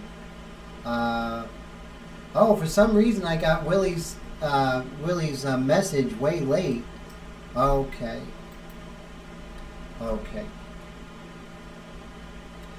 Yes, that's true. Take away everything from us humans, but they'll never replace the artist, right? I don't think so. We're always going to be fascinated about what each other can do, right? So Jake says he needs to use India ink for space, saved as darkness of ink is blacker than black paint, which in turn would make the white paint even brighter. So true. And you definitely want to make sure you use the, of course, the waterproof. Otherwise, the white will activate the black, and that would be interesting. Now, Wendy used to do. You guys have something in common there. Wendy, you should show Jacob your space scenes. Wendy was doing some really cool space scenes. I think they're on Instagram, right? I love them.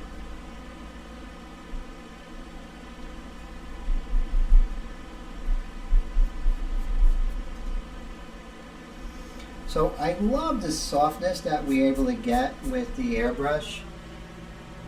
Really great.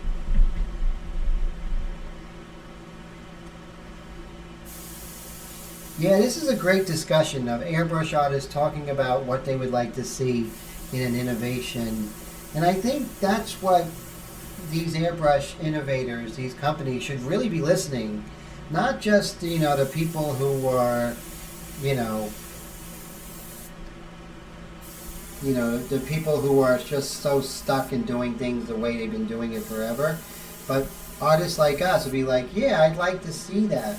I'd like to be able to, work in the middle of the street and not worry about a compressor, lugging that, 50-pound compressor around. And it's loud as anything. It sounds like a plane's taking off.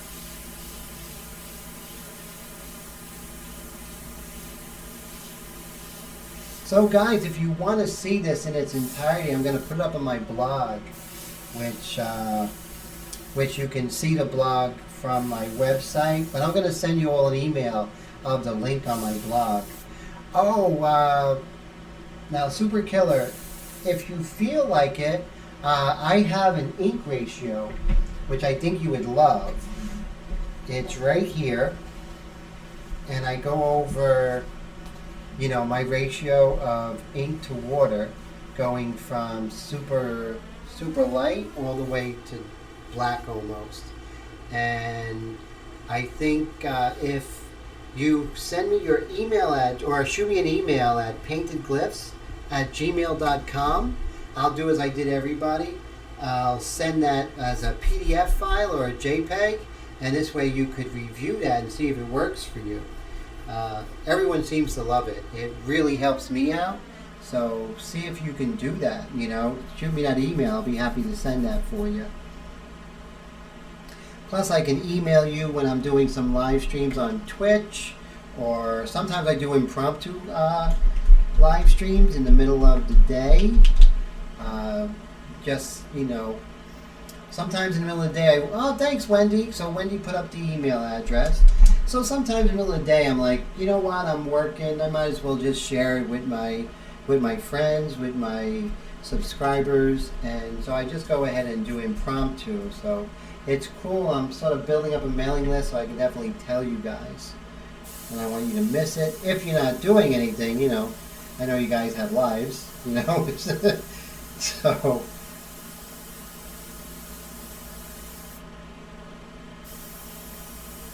and I'm just going to soften up that dark here, that dark side. So I'm dusting over everything, guys. Pretty good distance away. And as I darken this side lightens up, giving me more room for the highlights and more room to put in some of the mid-tones, which is really good. Let me see, Painted Glyphs, Gmail, perfect. Thank you, Wendy. Let's see, so it's,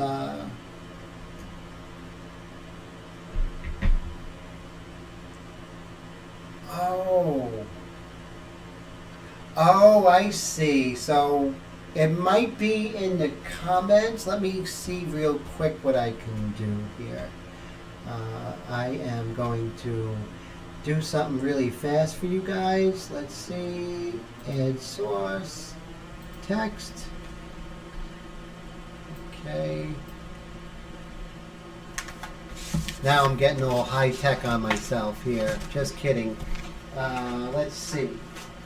I am going to put that up real quick.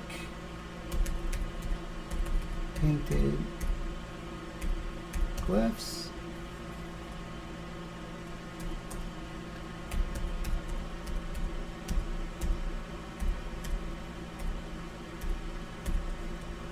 At gmail.com. Almost there, guys. Sorry for the interruption. Okay, Painted Glyphs at gmail.com. Cool. So now all I have to do is make this smaller and then move it this way.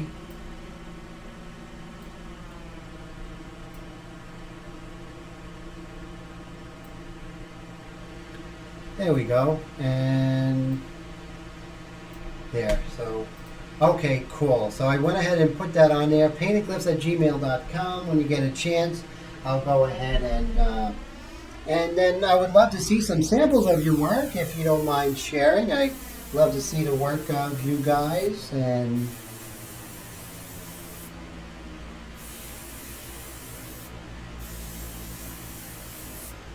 okay, cool. So now right here, there are some little light touches here. And notice I can just take this brush, this eraser, feels like a brush, and just lighten up that area there.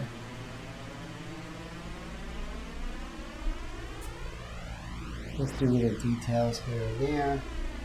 See right here, there's some nice soft details here. But I gotta dust that down. And I'm just gonna dust it down like this. Be far away. And just add some tone. Same here. A little bit darker underneath her eye here. And so I'm just pretty much, what I'm doing right now is just tidying things up a little bit before I could. So Jake, all right, have a great night. Thanks so much for stopping by. So cool. I'll catch you tomorrow, sir. So tomorrow I'll be working on my video, the full-length video. I did the introduction of the materials, and I'm almost done. I'm going to do that before I go to bed. I want to be thorough, you know, and I see too many of these videos aren't thorough as to, you know, the materials and how to use them, sort of behind the scenes and why. You know, why do I use this material? What made me use it? You know, why Higgins as opposed to P.H. Martin's when it comes to Black India ink? Those are things that you guys want to know, right? So I understand. So that's why I try to, you know, make those things real prevalent in my how-to video.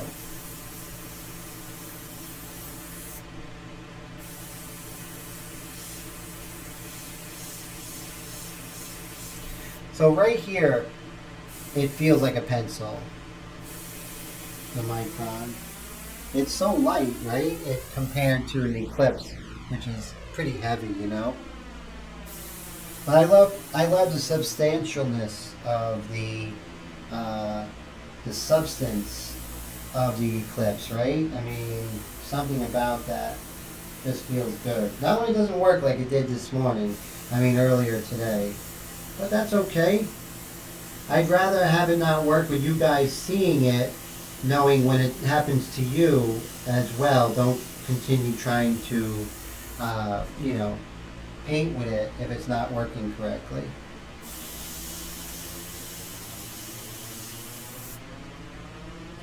And you know, since this has a really teeny tiny cup, what I do is, you know, I fill it up halfway, so I have to refill it quite frequently. And of course, remember, I do it this way. Do me a favor, don't ever do it over your, I'm doing it as teaching purposes, but never, you know, do this near your painting. Only fill it up halfway.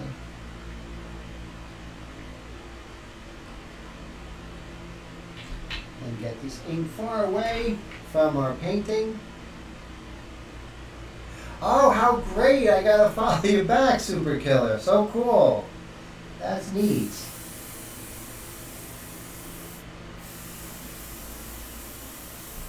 Yeah, I try to show all my work, my latest India ink stuff on Instagram too. I like Instagram, it's growing on me. So, Super Killer, you like Instagram? Do you find it helpful?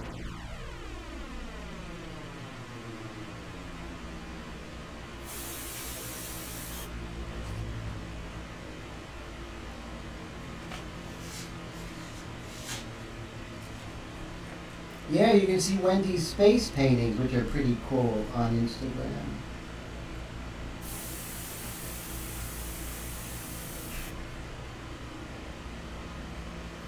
I widened her mouth, and I think that really works. It's not exactly as in the photograph, but I just like the way it works, though. Sort of makes me feel like it's more her for some reason.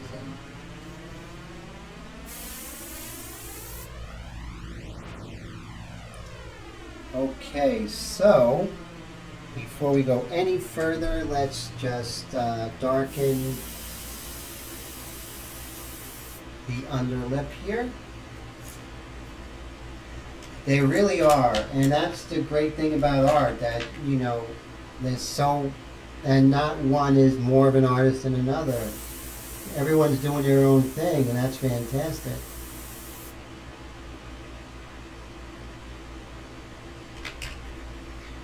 Okay.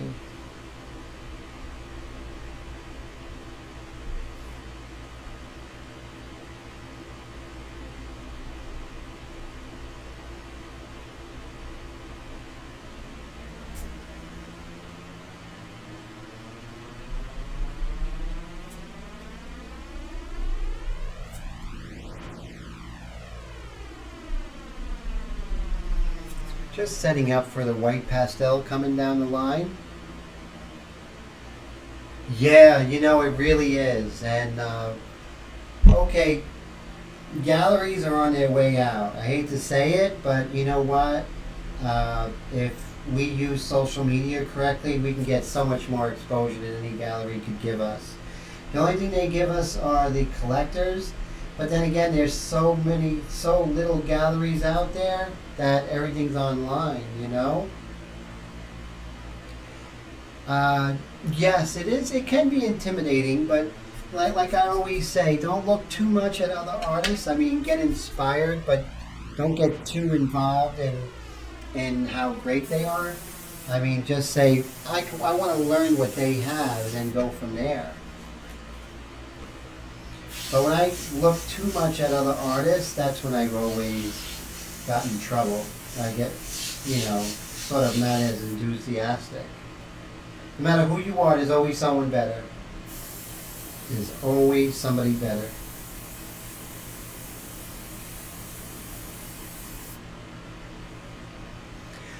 One of the things, yes, those, exactly, but you'll be surprised in Soho in New York City, the galleries are gone. They're all gone, every one of them. There's very little. I mean, what used to be all these galleries in the city, I mean, so many of them are now like Donna Karan, Michael Kors. No such thing as a gallery anymore in the city. That's all fine with me. They never show me much love anyway. I mean, I had a one-man show in the city at the Jadeite Gallery. That was great.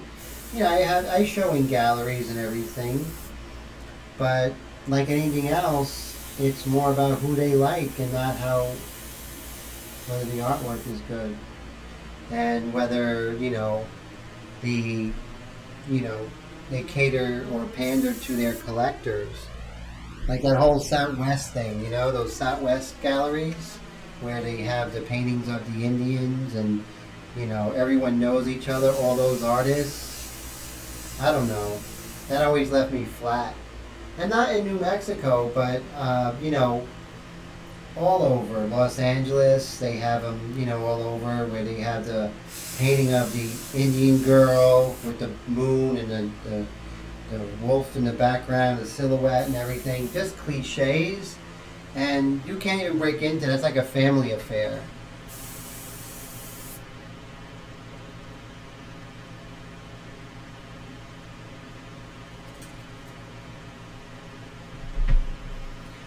So case in point, like my blog, I have a blog as well, and I'll send you the link on that.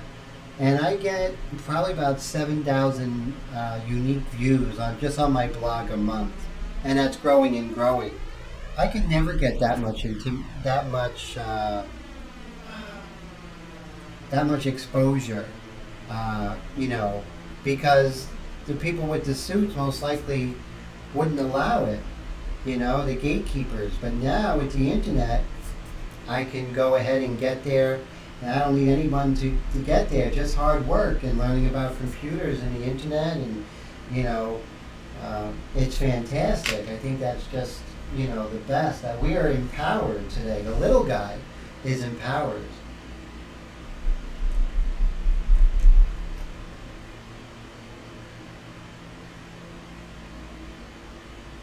Wow, drive 3 hours for civilization? I'm a city boy. I don't know. That's pretty scary to me there, Wendy. That's for sure.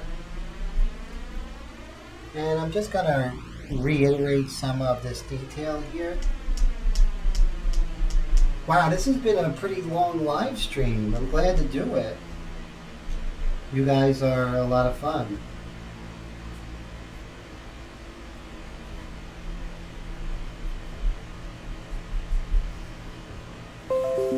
So we are basically ready for the home stretch right now. We are doing really well. Let's start doing some detail in her hair here. Isn't that nice the way, you know, the hair is starting to just come together? And I'm just using a regular eraser, and now I painted that hair a long time ago, so it still is able to erase very easily and not damaging the paper. So this technique really does work. Wow, in the whole state of New Mexico. That's unbelievable.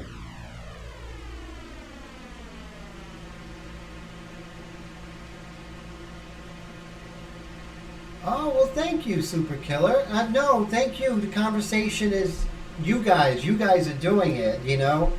You guys are great. Thank you so much for coming. I hope to see you at other live streams. You really some great questions and great discussion. And Wendy and Jake, everyone, Willie, you guys are all fantastic, you know. There's even more people sometimes. You know, it doesn't matter. 2 or 3 people can make a great live stream. I've seen, you know, there are other art channels out there, and they have like, you know, 300 people live streaming, and you see all the messages go down, and she has to have like somebody to, like a moderator to say, Billy says this, and they only take Billy's question because they give $5 in a super chat or something like that. I'm never going to do that, guys. Mark my words. I'm never going to do a super chat where someone who gives me $5 gets to ask a question over somebody who is, you know, who has just come by.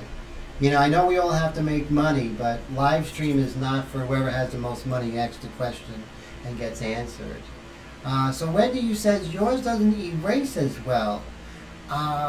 Interesting. We got to go over that. Maybe you're going much darker. That could be it. I'm not sure. But also, are you using the Dreadnought paper or the gunmetal? Because that can make a difference. Oh, another thing about conversation, Super Killer, when it comes to art, I never shut up. It's my favorite thing in the world. So I love talking about it. I don't get to talk about it during the course of the day. So you guys is just such a treat.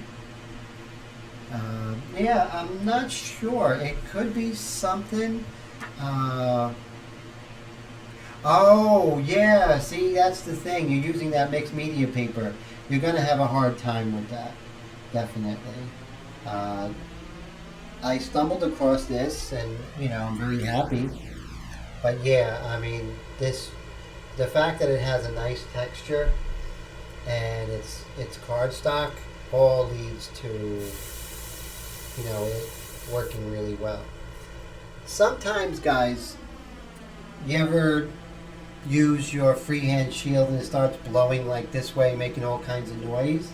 What you could do is just lift the back up a little bit, like that. Just lift it up, keeping up this part touching the surface. Just lift the back up, and then you throw it at an angle, and then you'll be able to get more leverage. So that helps. Yes, the Dreadnought. So